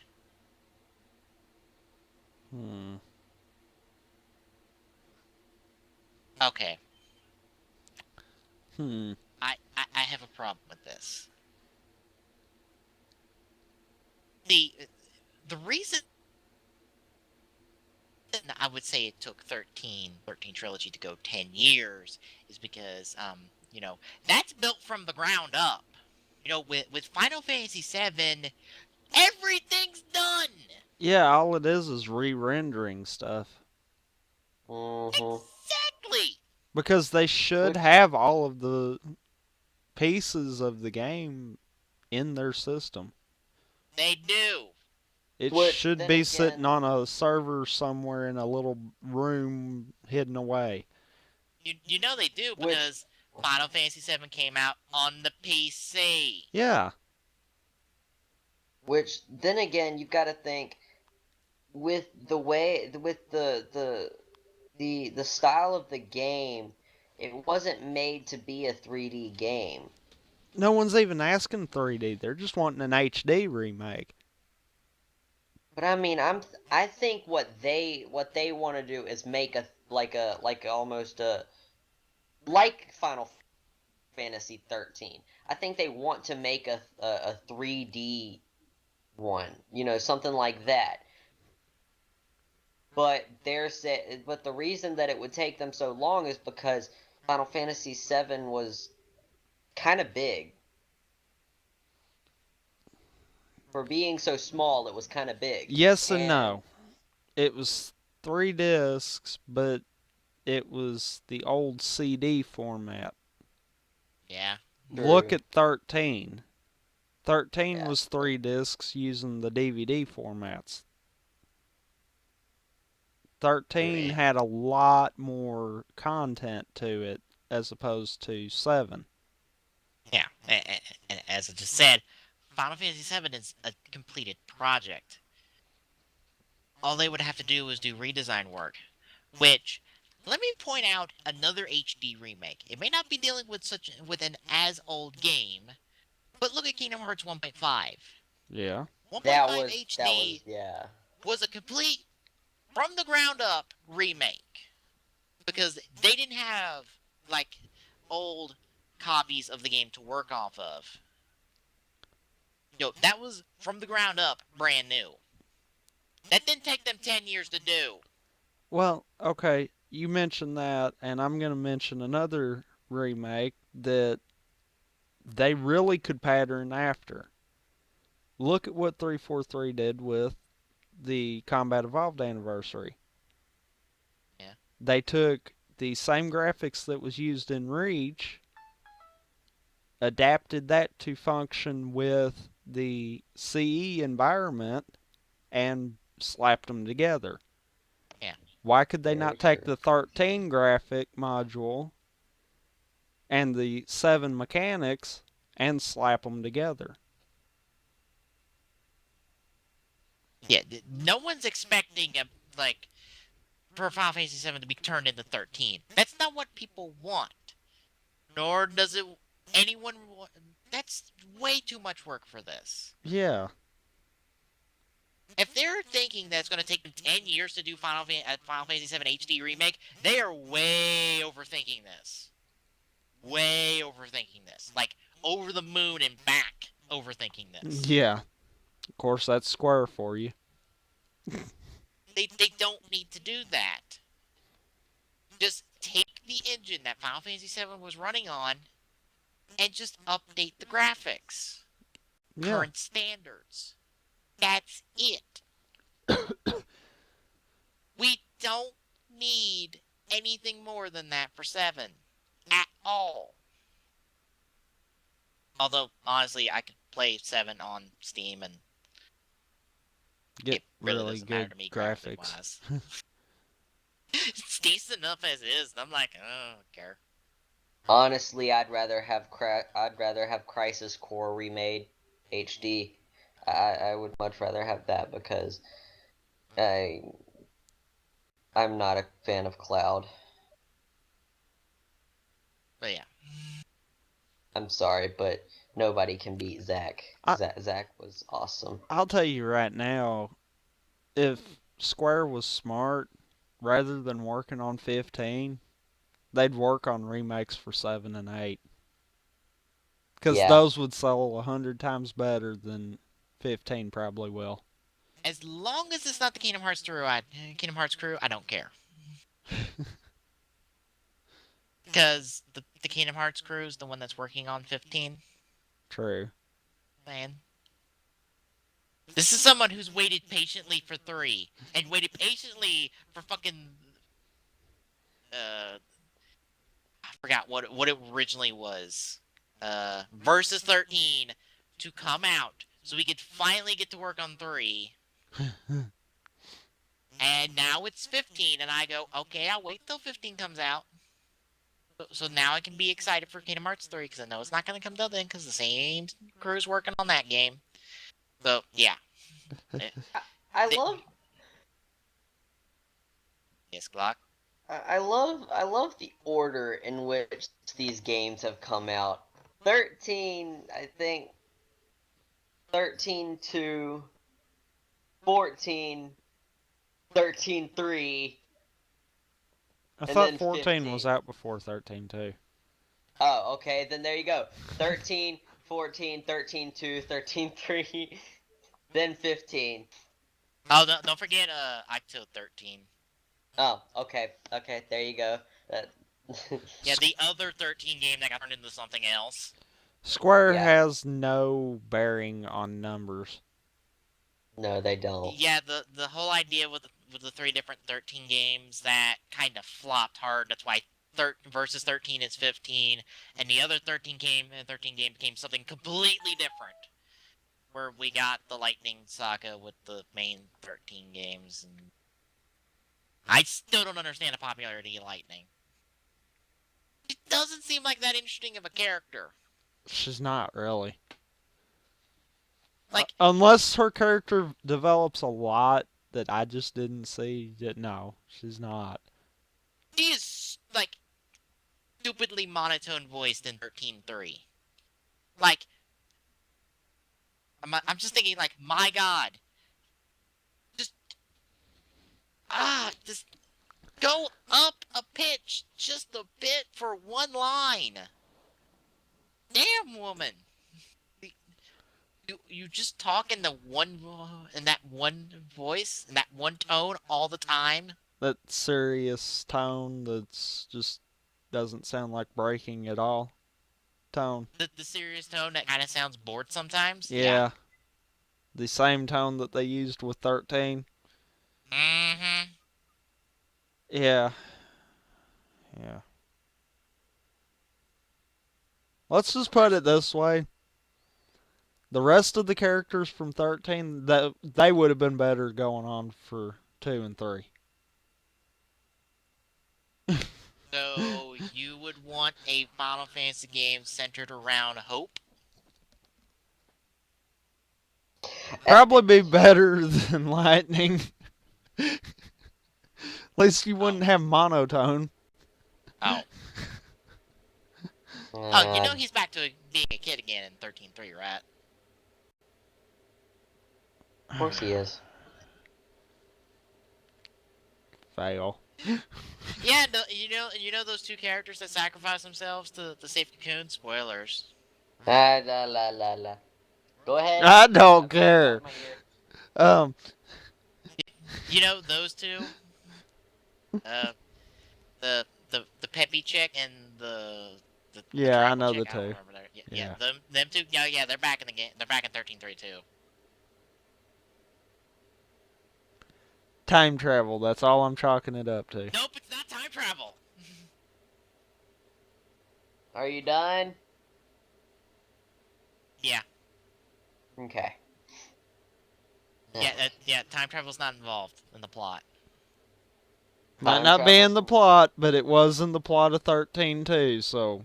It's still not the reason why they're there. As far as I know. Of course, we get back to Square. They will do anything to get the characters they want back in the story. Yep. Yeah, and apparently Lightning will be popping up in future Final Fantasy games and cameo appearances because she's so popular a character. Oh yes, so popular. Everyone loves her. Why is it that, like, why is it like the ones that no one ever talks about are the ones I'm actually interested in? It's like 6 I'm interested in. 12 I'm interested in. I'm interested in Crisis Core. Nobody I know knows what Crisis Core is. Nobody I know knows who Zack Fair is. So they all think he's just some schmuck? Yes. When in reality, he is the best character I have ever seen in the Final Fantasy series, in my opinion.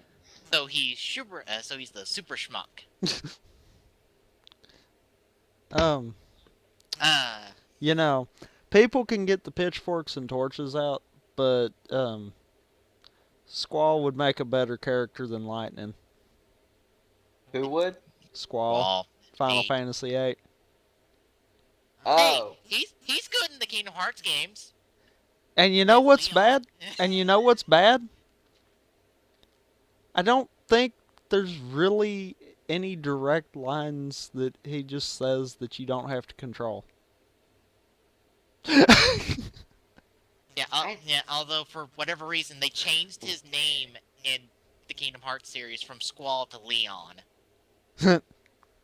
Oh, you're talking about Leon. Okay. Yeah, the guy with the gun blade. Yeah, okay. Yeah, you're talking about the guy with the red coat cape thing, right? No, that's Vincent. Oh, okay. Also, I also think I'm still off because I think you're talking about the guy from 10. That's 10? No. No. Kingdom Hearts 2? No. He was from he was from either 6, 7, or 6 or 8. I know he wasn't in 7, but he was from either 6 or 8. Squall doesn't wear anything red. No. He wears black. Yeah. There was a character that wore a red cape coat thing and had and his main weapons were guns. He had like 2 pistol type things. That's Vincent. And he's from 7. He is from 7? Yeah. Huh, Vampire, okay. I think. Okay. I was about to say, Leon doesn't wear red. He wears black. Like he's all about the black. I mean, I will say this straight out. I can't stand Cloud. He ever since he got the Buster Sword, he's been an arrogant prick that thinks he's better than everybody else. I'll say this. I will say this, and I will probably regret saying this.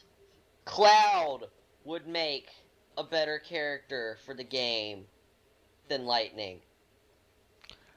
honestly speaking, I would venture to say that the main character for any of the past Final Fantasy games would probably be better than Lightning.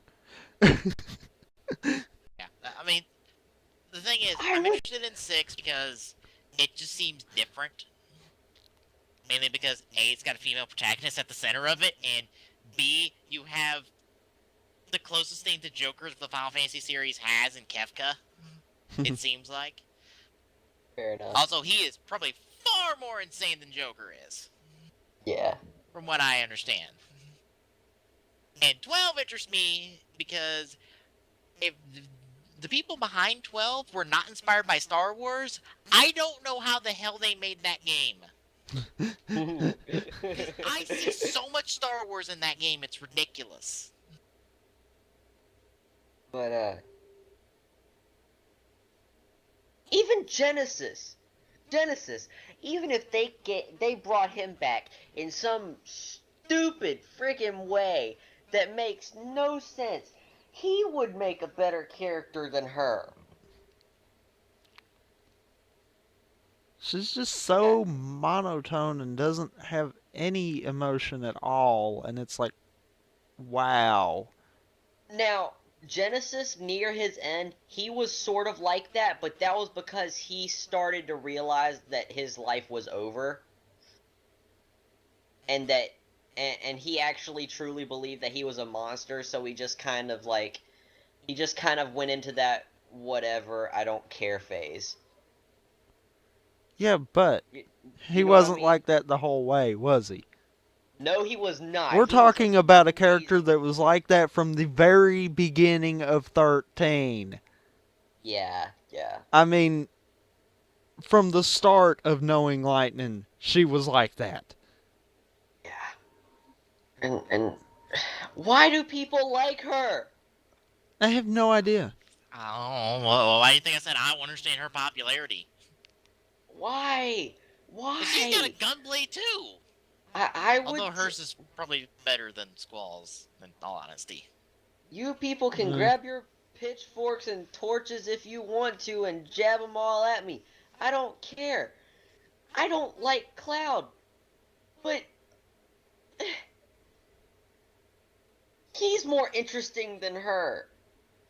I can't stand Cloud. I can't stand him. Before her, he was probably the most hated character in Final Fantasy that I've ever known. Believe it or not, no, I didn't hate Sephiroth because he was anyway.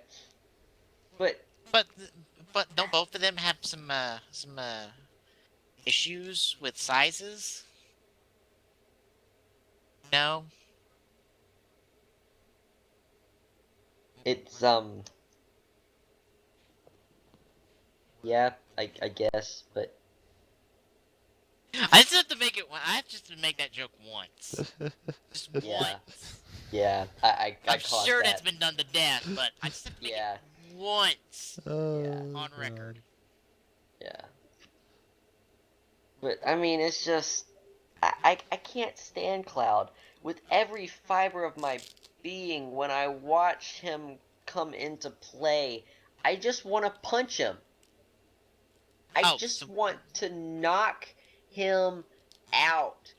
So apparently I need to have you on when I'm playing Final Fantasy VII on stream. Pretty much. Oh God, no! Yes. Because I probably won't be able to do the show anymore because my computer will be broken. Oh. Yeah. But we got other characters like Tifa. The guy with the machine gun hand. I don't remember his name. Oh, we got Aerith too. You know, that character. Aerith, Aerith. Why did I say Aerith? Aerith was like an amazing character in Crisis Core. Her curiosity made it like so cool to like get to know her almost. It was so cool. I loved how they did that because the way she did it, she had been raised in the slums, and the slums were underground, sort of, and she had never seen sunlight, and she was afraid of it, and it was, and Zack kind of just brought her out and let her see sunlight. Well, he didn't, but sort of. It's hard to explain. Shall we move on then? Because we're getting a longer conversation about Final Fantasy. Yeah. We're already after midnight. Yeah. Just one more thing. One more thing. I was waiting for you to go ahead. Oh, okay. Square Enix, get your crap together! Alright. Moving on to the thing that everyone, I swear, loves to use the word even though that's not correct. Irrational Games! And they're downsizing after the Bioshock Infinite DLC is released. Wait, they're closing? No, they're closing. No, they're That's closing. what everyone's saying. Everyone keeps saying they're closing. I mean, even GameSpot said they're closing. They're not closing. But they're closing according to everyone. Everyone says they're closing. so they must be closing. I mean, Irrational Games founder and Bioshock creator Kevin Levine announced via the Irrational Games website that the studio would be shutting down and laying off all but 15 people. The studio, which was bought out by 2K Games, Take-Two, in January of 2006, will shut down after it finishes up work on the Bioshock Infinite downloadable content, the second part of the Burial at Sea. The DLC set for release next month. While I'm deeply proud of what we've accomplished together, my passion has turned to making a different kind of game that we've done before, Levine wrote on the Irrational Games website. To meet the challenge ahead, I need to refocus my energy on a smaller team with a flatter structure and a more direct relationship with gamers. In many ways, it will be a return to how we started, a small team making games for the core gaming audience. Levine added that his new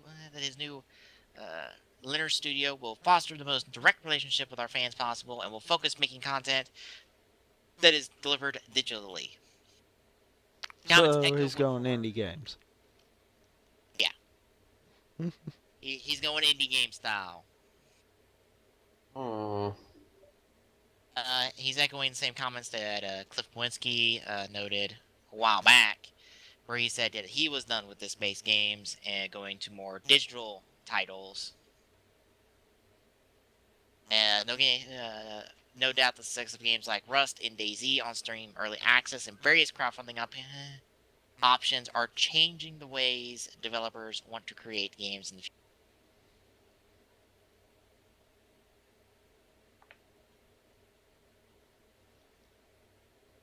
So yeah. So they're closing. No. They're downsizing. I think what everyone's missing is, I bet as Irrational Games, they're closing, but he's not getting rid of everyone, and they're probably changing names. It's a rebranding, more than likely. A downsizing and a rebranding. And that's why everyone's misinterpreting it as closing. I mean, I do agree with the statement that the Irrational Games we know is closing. Or dead. That's a fine statement, because yeah, when you get rid of about 90% of your staff, yeah, the company you once were is gone. Yeah. That kind of sucks, because I mean, yeah, that kind of sucks. Yeah, that's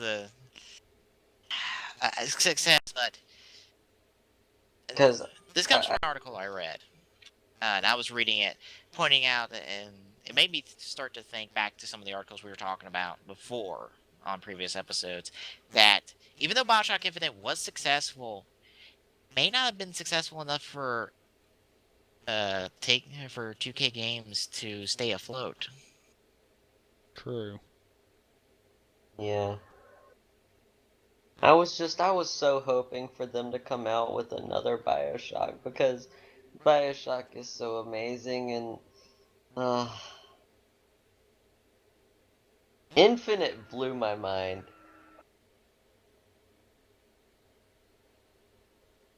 Which, then again, it was like a giant. I don't. I'm not gonna say that. Well, it's not like they're completely going away. They're just going to be focusing on smaller digital releases. Of course, it does suck for that 90% of employees who did get let go, but thankfully, from what I've read, a lot of effort has been made to get these guys to other companies, get them somewhere else so they can get work. Well, that's good. At least he thought about the people. No, that wasn't Kevin Levine. That was the industry as a whole. Oh, I was about to say. that wasn't Kevin Levine. That was the industry as a whole. Like, there's a Google Doc that is that's being used to coordinate and get people situated. There's even a Twitter hashtag, I think is Irrational Jobs, that is also being used to, put out job positions from several different companies. So maybe some of these people can be hired on. So yeah, the industry as a whole is doing that. It's not just Kevin Levine that's doing that. It's the industry as a whole. Although I'm sure Kevin Levine is doing what he can. Although this came as a surprise, because it's like, oh yeah, Irrational Games closed. What? I'm sure that was the reaction everyone had to reading that. It's just like, wait, what? Yeah, it's just kind of like they were talking about the having a bunch of ideas, and all of a sudden I saw that Irrational Games closed. What? Yeah, it sucks to hear, but maybe the idea of the AAA budget games might not be proving successful for a lot of companies. Because, if not just Bioshock Infinite, but LA Noire were both successful, but if that's all the companies got, maybe it can't keep them afloat. And it's kind of an all or nothing bet. And a lot of people are losing that bet. Yeah. Because, we talked about it before, where, like, Square Enix was saying that Tomb Raider wasn't as successful as they wanted it to be. And you look at the numbers, and they look like good numbers. But maybe that's not enough. Maybe the AAA titles are becoming just overblown in their budget, where it's nearly impossible for them to make money. Probably. Yeah. But I mean, it's just... Which I bet that's also in turn because of newer consoles. Yeah. Whenever you get newer consoles, it seems to make it harder for the games to be coming out at the same price they've been selling. Yeah. We're gonna hit that point where they're gonna have to go up. There's no way around it. Yeah. Much as it hurts now at $60 a pop.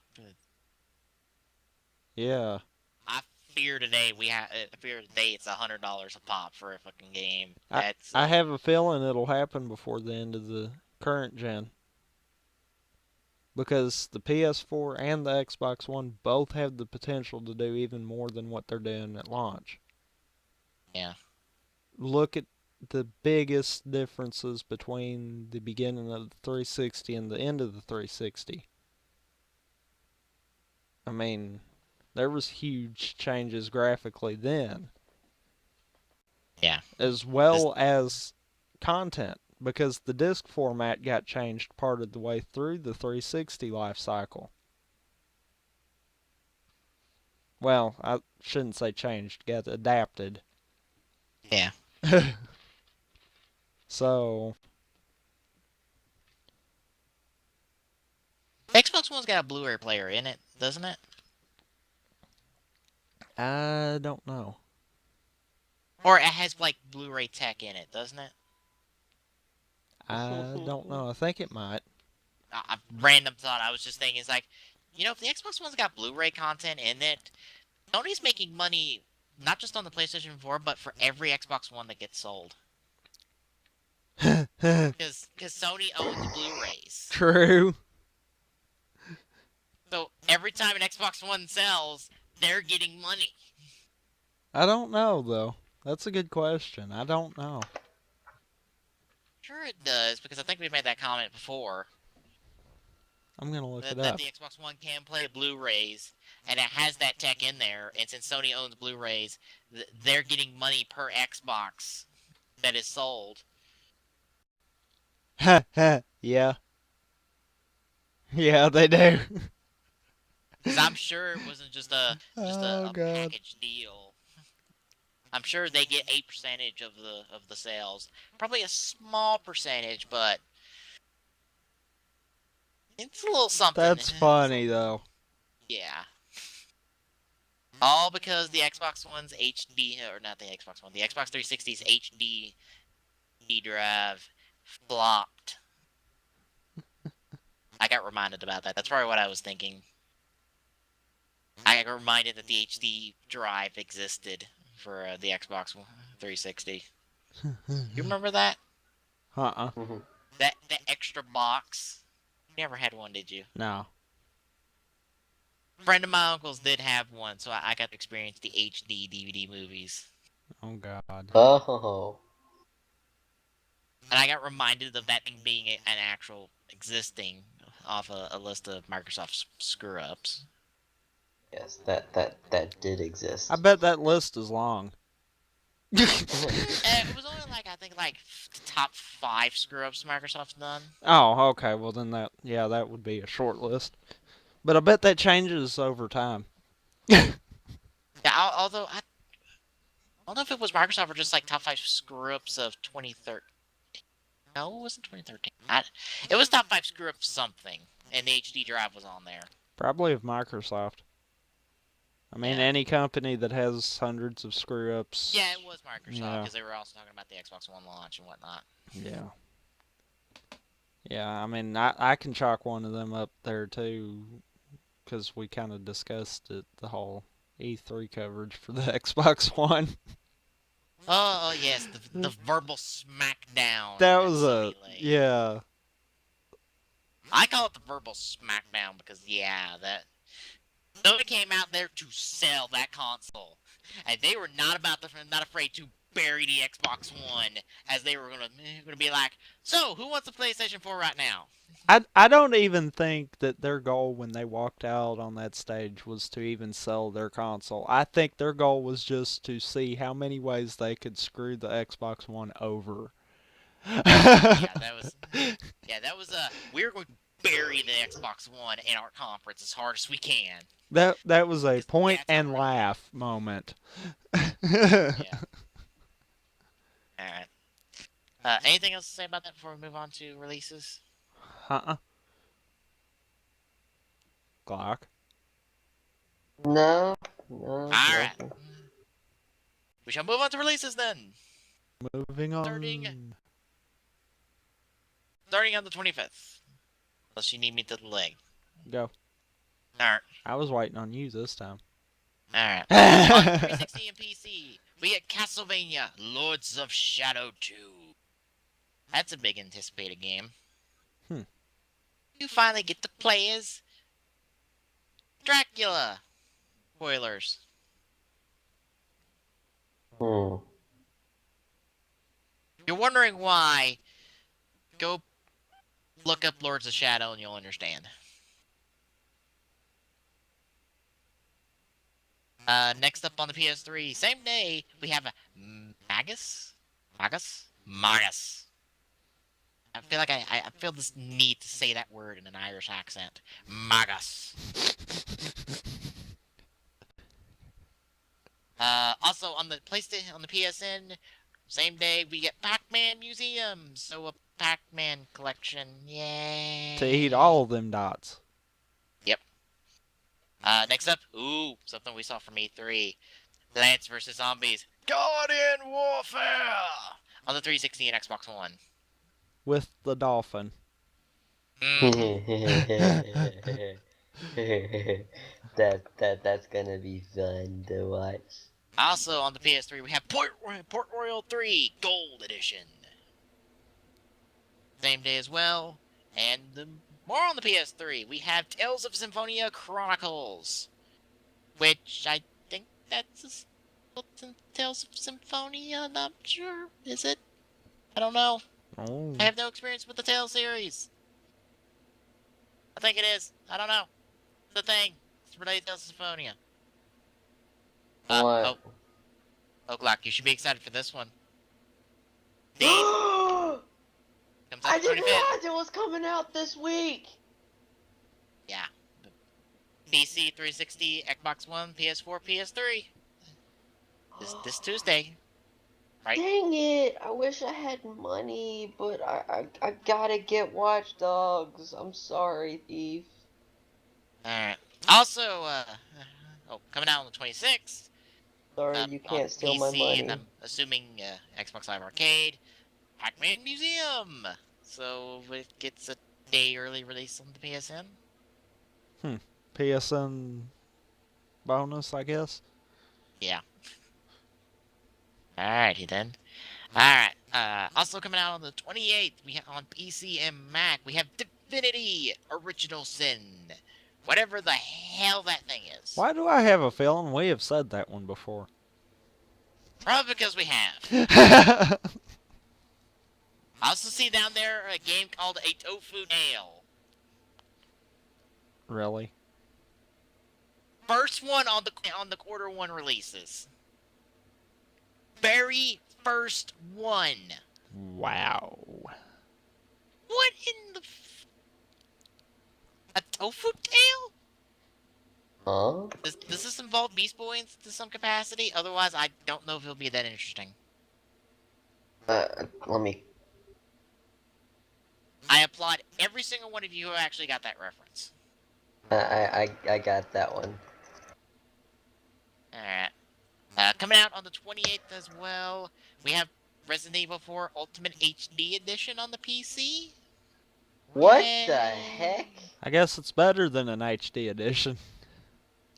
What the heck am I looking at? Oh god. Did you look up a Tofu Tale? Yes. Oh god. What is A tale of a man turned tofu by a deceptive fox. Searching for a way to break his curse. It's like that freaking I know what it's like.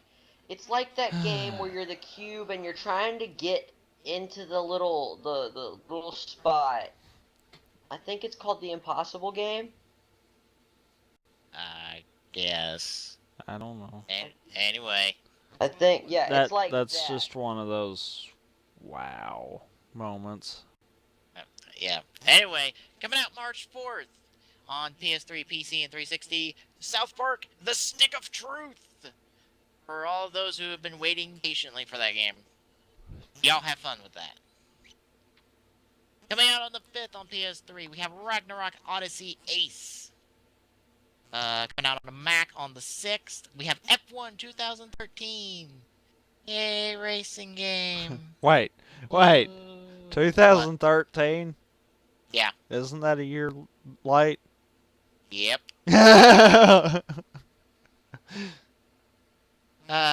Also on PC on the 6th, we have Infested Planet. Infested Planet. And finally coming out on the 7th, be the day of our next show, on PS3, Taylor, Esha, and Logi, Alchemist of the Dusk Sky. Thank you, long title.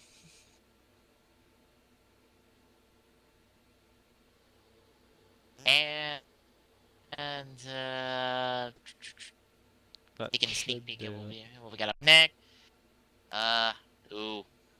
Oh, goody. I get to see a lot of death coming up in a couple weeks for our stream. Oh god. I know people are going to be picking up that first game. Oh god. No. Oh, I suspect I'll be seeing a lot of anger and a lot of deaths. After the next show? Yep. Oh god. And then the one thing we kept mentioning, and then the other thing we mentioned, And I think we kind of mentioned, and I think we mentioned last show, and a thing we were kind of interested in, and a thing we mentioned on the show, and then the thing we haven't talked about since E3. Huh. And that's all the major stuff. So yeah. Little sneak peek of what to come. Anyway, that will move us on to quick draws. Which yours is? Simply put, Kamen Rider Battride War 2. Look, if you've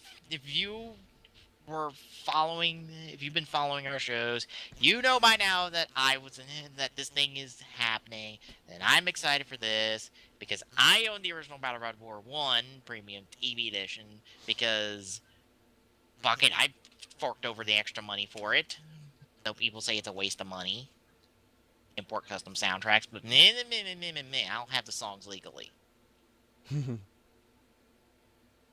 I want to support Bandai and Toei in this franchise in any legal way I can because, I watched the show and I watched the show illegally through fan subs, because that's not official. They Unless I really give them money for a product, I'm in no way, shape, or form supporting this franchise that I actually like. Just saying. They really need to do like their own English subs and stuff like that. They really do. Yeah, but then you wouldn't necessarily be able to watch it for free whenever you want. True. That's very true, but they kind of deserve the money because I would completely support it, but then you take a chance of like with another Kamen Gaim. Rider Kabuto. Well, no, like with Gaim. If they were English subbing it and airing it over here, there would be a chance that if you didn't get to see it within about 5 or 6 weeks, you wouldn't be able to get to find that video again. Yeah. Fair enough. So. And I have to wonder how much interest would there be in English subs officially for Rider in Sentai. Well, not Sentai because we technically get Sentai in the form of Power Rangers over here, even though it's not the same thing. But Toei's like, people probably wouldn't be interested in Sentai subs anyway, and it would probably be confusing as hell. Oh, but I'm constantly told that Kamen Rider is basically it's basically a Power Rangers. Like, just a piece of advice. That's where you tell them they're close, and then you explain what the fuck's going on. Yeah. Take that opportunity and get somebody on board. How the hell do you think I got you two onto this? Fair enough. Two of you probably saw Power Rangers or knew Power Rangers, and then I kind of introduce you to this whole tokusatsu thing in Japan, and then it's where the two of you are now.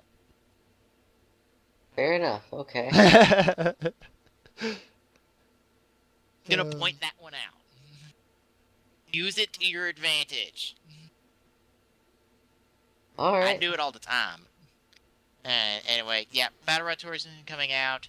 It's going to be more focused on the movies, more so than big moments from the TV series. We're expecting movie final forms such as Super Tato Ba, Forza Fusion States, possibly Kuga Rising Ultimate, even though we haven't seen any type of thing for that. Into Infinity forms, because both of them have been seen in here. Also, spoilers for the Wizard movie, for those of you who follow TGSR. Spoilers to come. Spoilers. And by spoilers, I mean it's going to spoil the form and the movie exclusive rider from Magic Land, but that's about it. There is absolutely no context. Yeah, but we're not even going to get to watch Magic Land, are we? Well, there are subs out for it right now. Oh, just there are? not from the usual crews. Ah. Okay. The subs will be out. Over time, one of the people that they have on that project has had some troubles and should be back to work on it soon. So over time, we'll probably have it up at some point. If not, then we'll go to a backup plan of something. I don't know. We'll figure it out when the time comes. Yeah. Anyway, yeah. Gonna be focused on the movie, so movie exclusive writers, movie exclusive forums, bigger action, bigger whatnot, and we have the full trailer, not the commercial, and not the teaser, the full teaser trailer. Because it's kind of a teaser trailer.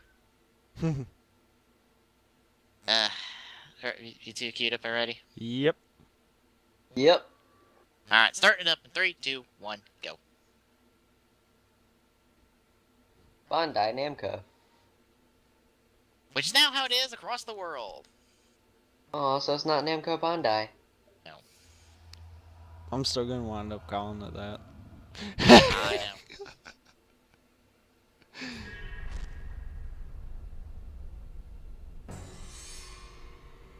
And if you if you pause it right there, you'll see various movie exclusive writers reflected in Gaim's visor. Caucasus, G4, believe the movie exclusive writer from Magic Lane is also in there as well. But you'll see in this trailer. Right there. In your fusion states, the Kyodine, Deki Jumbo, and Eternal, and all sorts of fun stuff. Yeah, all movie scenes. What is... Oh, right, A to Z. Yeah. Yeah, I was gonna say seriously. Yeah, and just as a confirmation, Eternal's actor is coming back for...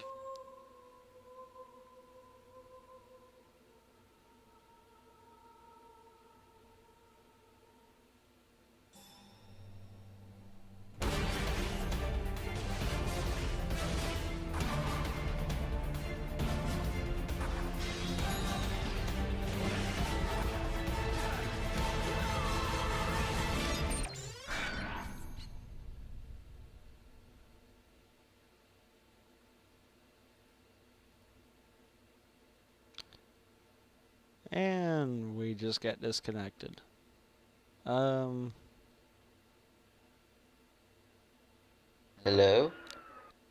Somehow we all managed to get disconnected, and now there are 6 of us in here. Yeah, I was about to say, what? Clones! Clones Okay, everywhere! I'm gonna do... Wait, it's clearing. There we go. Oh, there we go. Okay. I was fixing to start kicking the clones. Yeah. Clones! I was about to, like, yeah. I realized it and said it on the stream that we kind of got disconnected there, so that's why I was like, Yeah, I'm excited since I didn't get my hands on Traveler Sync Geekin' and only watch videos. This should be my chance to go, hey, I get to have some Gaim in my game now. Yay. Gaim in your game. Yes. Anyway, that's it for my quick draw. Tell me, what is yours? Mine's actually kind of a two-parter. The first is a little Q&A between RPS's Dice Red Carpet guy. Yeah, I kind of shortened that. Basically, he was talking to a guy at Microsoft, creative director Ken Lobb, and was discussing his stand on PC as far as Microsoft goes. Obviously, we got nothing in terms of what games would be coming. By the way, Glock, there's an image of Spark. What? Where's an image of Spark? I'm lost. On First part of my quick draw. Oh, sorry. Right. Right now, they're not sure And from what he said, and he makes a good point, it depends on what type of game you're building, whether they're going to go free to play or not. Which, that makes sense, if you think about it. So, we aren't going to get a Halo card game to compete with Hearthstone? I hope not. Aww. I really wanted a Halo card game to compete with Hearthstone. That would be I know that you're not really interested in that kind of thing, but that would be kind of interesting to see them try to pull that off. Fuck, I was being sarcastic. Yeah. I know, but like they're not. I seriously hope they're not doing something like that. Just trying to pull that off. I would enjoy watching I would enjoy watching their failure. You have a better chance at Xbox All-Stars. True. So true. Great. Something that was mentioned in this that I thought was kind of interesting was a concept that they're thinking about using where, say you've got a game that's on one, whether it's PC or Xbox, I'm just going to group them in that. If it's exclusive to that one, there's going to be extra content on the other. So like if it's a PC exclusive, then you might have a Xbox Live Arcade game to support it. Or like a mobile game to support it or something like that. And same with the Xbox side of it. So that in turn tells me that they're thinking about something, maybe either thinking about porting more of the Halo series over or possibly doing more PC related stuff to function with future Halo titles. Because that's always been the one thing that everyone's been like, it's like, we want more Halo. Well, we gave you Halo Wars. We don't like Halo Wars. Well, we gave you ODST. We don't like ODST. Well, we gave you Spartan Assault. Yeah, but it deals with mobile. We want PC. But it's on the PC. Spartan Assault is on. And something that I kind of wonder about is, like it said here, with what happened with games for Windows and it flopping hard, and they completely discontinuing it and all this and that and the other with it, they're looking this time to build trust in the PC community and then build the platform up from there. So, from what he's saying, Microsoft's focused on trying to build the PC side back up again. Whether that turns out or not is going to be a question. So build towards games for Windows Live, the spiritual successor, is what they're trying to do instead of just popping out games for Windows Live and hoping for the best? Yeah. Okay. Which, in my opinion, the PC side, they'd be smarter to partner up with like Valve or something like that and just get going that way. And then slowly work on trying to pull their own thing. Yeah, because they totally don't consider Valve a competitor when it comes to their little Steam box thing. Yeah, I know.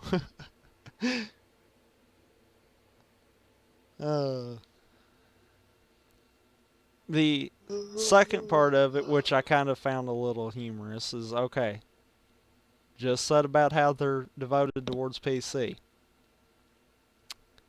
They got the former Valve director less than a year ago, and now he's not with Microsoft anymore. So, what's this kind of looking like right there? We're going to get someone in here that knows what they're doing, and then we're just going to let him walk away. Damn. Yeah. It's like, oh, hi. It's like, hello. Oh, by the way, bye. Didn't even give him a full year of work. It's just like, oh, you're gone and then you're here and there, and it's just like, wow. What the hell happened? It doesn't really say why he left. So I don't know if it might have been on his own. But from the looks of it, it looks like his biggest contribution at Valve was shaping the digital distribution stuff. So basically the backbone of Steam. Because when it comes down to that, that's really what it is. Mm-hmm. Oh, well, So here you are having the perfect person for getting Games for Windows Live started again. And you don't try to claw at his feet to keep him there? Yeah. Way to drop the ball, Microsoft. Way to drop the ball. Although I always figured the backbone of Steam was all the sales they did. But there again. Yeah. That's the distribution part of it. Yeah. So, yeah. Damn Steam sales making everybody broke. But yeah, I'm just like, there have been like people in WWE who have done less for the company and are forgettable, who have stuck around, who have been with the company longer than he was at Microsoft. Mm-hmm.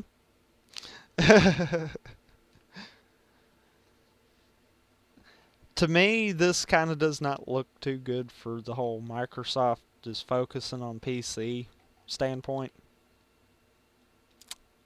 But, yeah, time will tell on that one. I don't have anything else to add, so I guess Glock, off to you. My quick draw. Sorry, I had to stretch. Is racking up the big bucks. The PC Space Simulator Star Citizen funding reaches an astonishing $39 million. I have heard very little about this. I had heard about it before, but it wasn't that much up until now. It was supposed to be just kind of a small game, like, really, but I don't know what happened. One of the main guys from,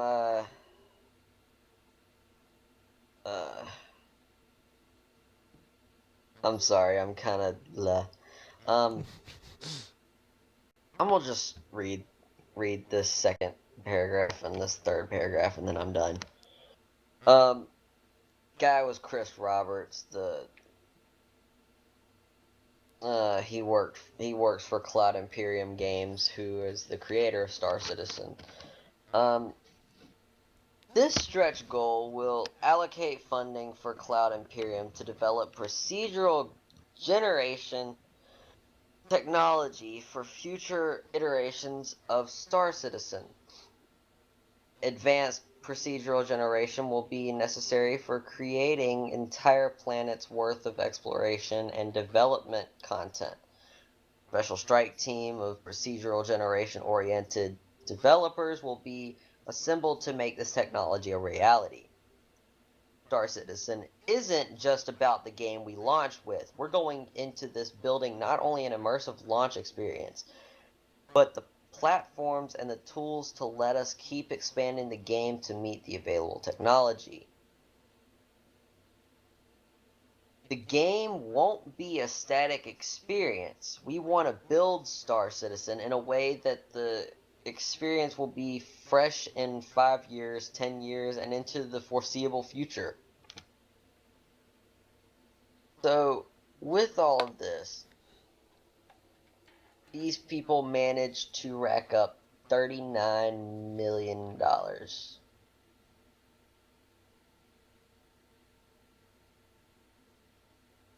That's maybe I'm wrong here, but that seems like a lot of money to me with a game like this. Just a simulator. Some people like their space simulators. Yeah. I know, but it seems surprisingly popular. Some people like their space simulators. I mean, look at Kerbal Space Program. Granted, you get anyone from NASA behind the controls of that game, and from what I've heard, yeah, it's actually quite hilarious if you get a NASA scientist to play Kerbal Space Program, because things don't end well. Apparently, the physics aren't what they are used to. Huh.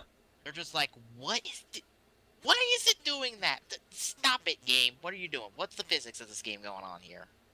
I have to assume that's what's going on, because I'm like, guys build rockets for a living. I would assume they know how to build one that will get them into space. And they have a little bit of have a little bit of problem with Kerbal Space Program. So, but maybe people want a really good space simulator game thing. Yeah. Oh. Alright. There are two videos. The first one is of the space simulator. Are y'all okay with watching both of them? I only see one on that page. Well, I mean, wait, what? Did you refresh the forums? Yes. There's two there. No. One video on that page. Oh, there's one video on this page, but the other video's on the other article. Okay. Oh. Yeah. Okay, so are y'all... How you said that made it sound weird. Yeah. Yeah, I know, I'm sorry. Alright. Sounded like you had another one on this page. That's why I was like, you only got one on this page. Yeah, I know. Alright. Y'all ready to watch this one? Yep. Fox be breaking up. There we go. Alright, y'all ready? I'm good. Yep. Alright. 3, 2, 1, go.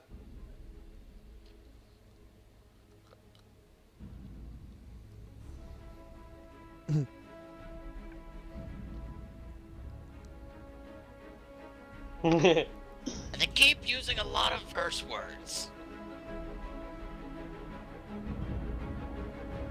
I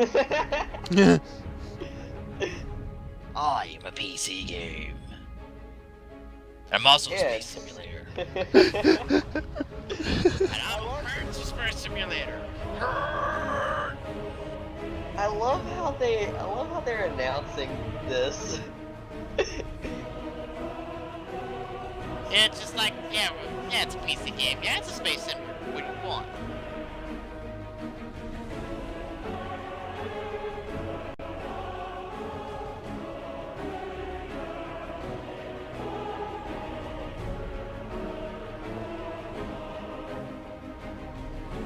Okay, I have to ask this thing. Can I actually fly some of this stuff? Because some of this stuff looks cool to fly. Yeah, I know. I think you can. I think it's It looks like it. Better be able to, man. Kill freaking space combat game. And in first person? Dude, I would play the heck out of this. Well, now you see why it's the $9 million. I would play the heck out of this. Boosh. Heck yeah. Did I say 10, 10, 12? Yes. Hang on. Wait a minute. Wait a minute. They also said Squadron 42. They didn't say Star Citizen. Yeah. Me thinks GameSpot had the wrong trailer. Very possible. Misa shenanigans going on here. Great. Okay. Well, since that failure was there, That was epic fail. yeah. Alright. On to the next one. This will blow your mind. Literally. It's that game where you can shoot somebody's nuts off. Yes, yes it is. And guess what? The updated X-ray kill cams now show muscle tissue and circulatory systems. So you can shoot his lungs off? Or make him bleed to death. That's right. But he isn't gonna bleed to death if you shoot his balls off. True. You're not hitting anything vital. Just saying. Well, you're it's just vital. you're just making sure he can't reproduce.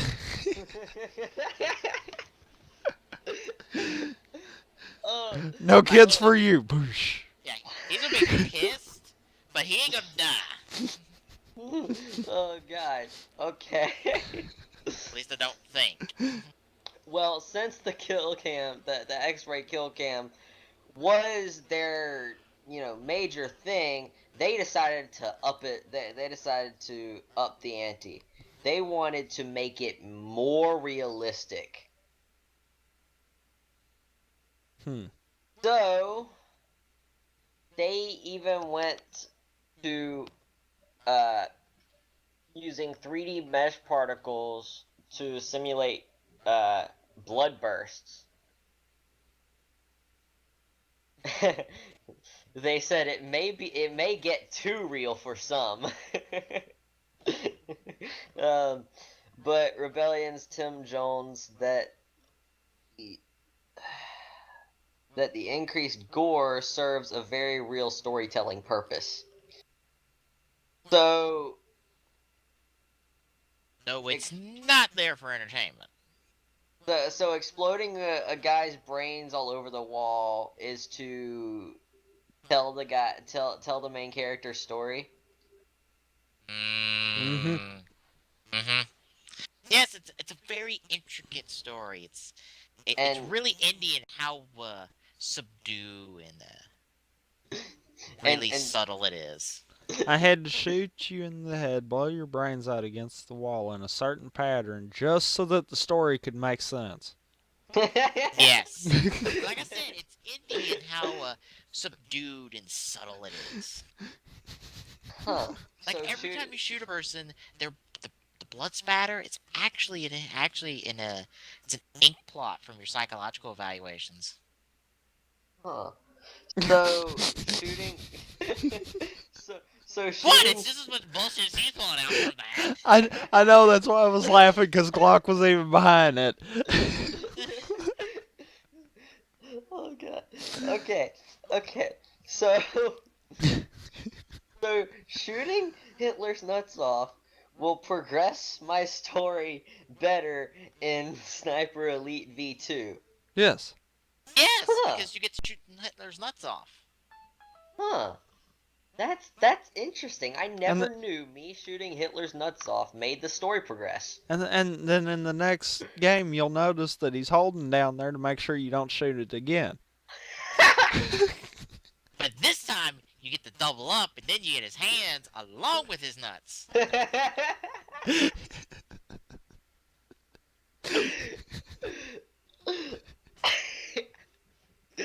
Okay. Oh, So we are now gonna watch the developer diary for Sniper Elite 3's new X-ray kill cam. Is everyone queued up and ready? Yep. Yes. Alright. 3, 2, 1, go. Product not yet rated. Oh yes, it's not rated. Only will be mature by the time we get done with this. We demand a mature rating, and we will take nothing less. Sniper Elite 3, Africa. Anatomy of the X-ray kill cam.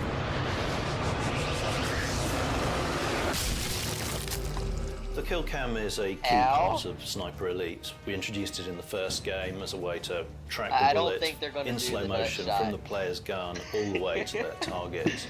For Sniper Elite V2, we introduced a whole new level of detail to it, where we have to track the bullet through their targets in X-ray, watching as it smashed bones that it came in contact with. And for Sniper Elite 3, we want to take it a step further to really take advantage of the power of the new consoles and what we can do on PC. So the X-ray kill cam is treated as the player gets a really good score, and that's based on whether the enemy's moving, the range of the shot, and also the area that the player's aiming for on that target. Through the eye. Franchise, the kill cam really gives us a chance to experiment a bit more with the sound, while the rest of the game stays relatively realistic. We took the sounds of cars and airplanes and other high-speed vehicles, laid them on top of each other, stretched them out, played with the pitch, really kind of conveyed that feeling of speed and the fact that you were travelling with that bullet. They better not have gotten rid of that. The kill cam is kind of like, think of it as layers of an onion, and you're peeling those away, and the X-ray is all about the bullet travelling through. On V2 there were 3 layers. There was the outer skin of the character, there were the bones, and then there was the actual organs inside that. Well, we've added an extra 2 layers to that now. There's a full muscle tissue layer and also a circulatory system, and the layers that were there have been comprehensively reworked.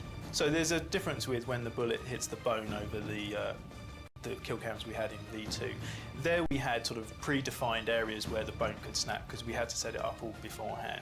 But now the bone can actually fracture dynamically, so the fracture will occur in the bone at the exact point of impact with the bullet. We now actually have 3D mesh particles as well, so there are blobs of blood which will come out, which again is just being dynamic images which are laid onto the screen. Particles.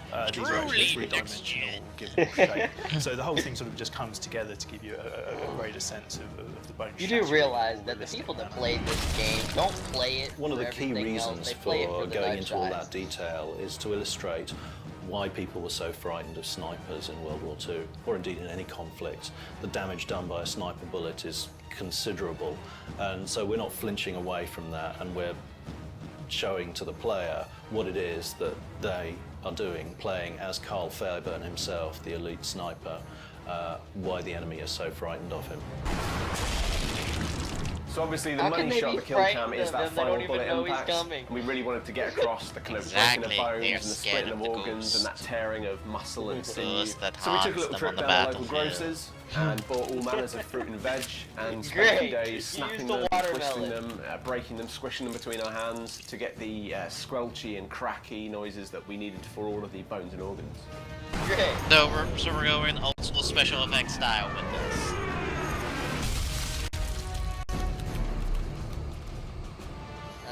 Dude, I think you might have. In addition to the extra detail we've added into the human targets for Come the on, kill add cam, at least we're one also nut this shot time to around introducing vehicle You're kill obsessed cams. So with the nut shot. some of the vehicle adversaries you come across in the game, like half tracks and trucks and tanks, we're actually showing those in intricate detail as the bullet passes into them, and you take them out with a well-placed shot.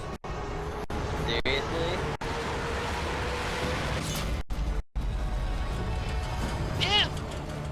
We're really pleased with the way everything's coming together, and we're looking forward to showing more of what we've been talking about in the run-up to the release of the game. Interesting.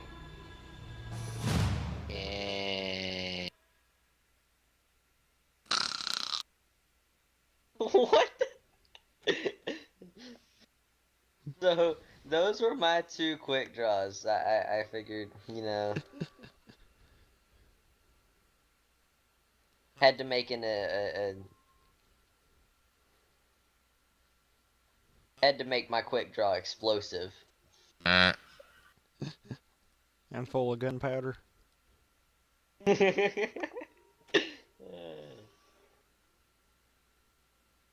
It was just a shot to the heart, man. Yep, and you're to blame. Folks, so that's gonna be the last quick draw. That will close it out for the night. About 1:30 in the morning. Yes. I want some sleep. Yes. It's actually 1:32, so it's after 1:30. Shut up. I ain't arguing semantics with you. It's 1:33 now, so meh. Still after 1:30. Rookalock and Tommy, I'm Peace. Night, everybody. We'll see you later today for TGSR as we have some fun with Wizard, and I get to talk about Tokyo Episode 2 and Gaim and all the fun stuff. Good night. I'm going to bed. As always, you can find the Gaming Saloon on our site at tgstgsr.dyndns.org. Don't forget to follow us on our social medias, on Twitter by following @TGSaloon, on Facebook at facebook.com/thegaming-saloon, and on YouTube at youtube.com/TGSaloon. Also, don't forget about the mobile app. It'll be updated after every TGSR with the archives for both TGS and TGSR. Till next time.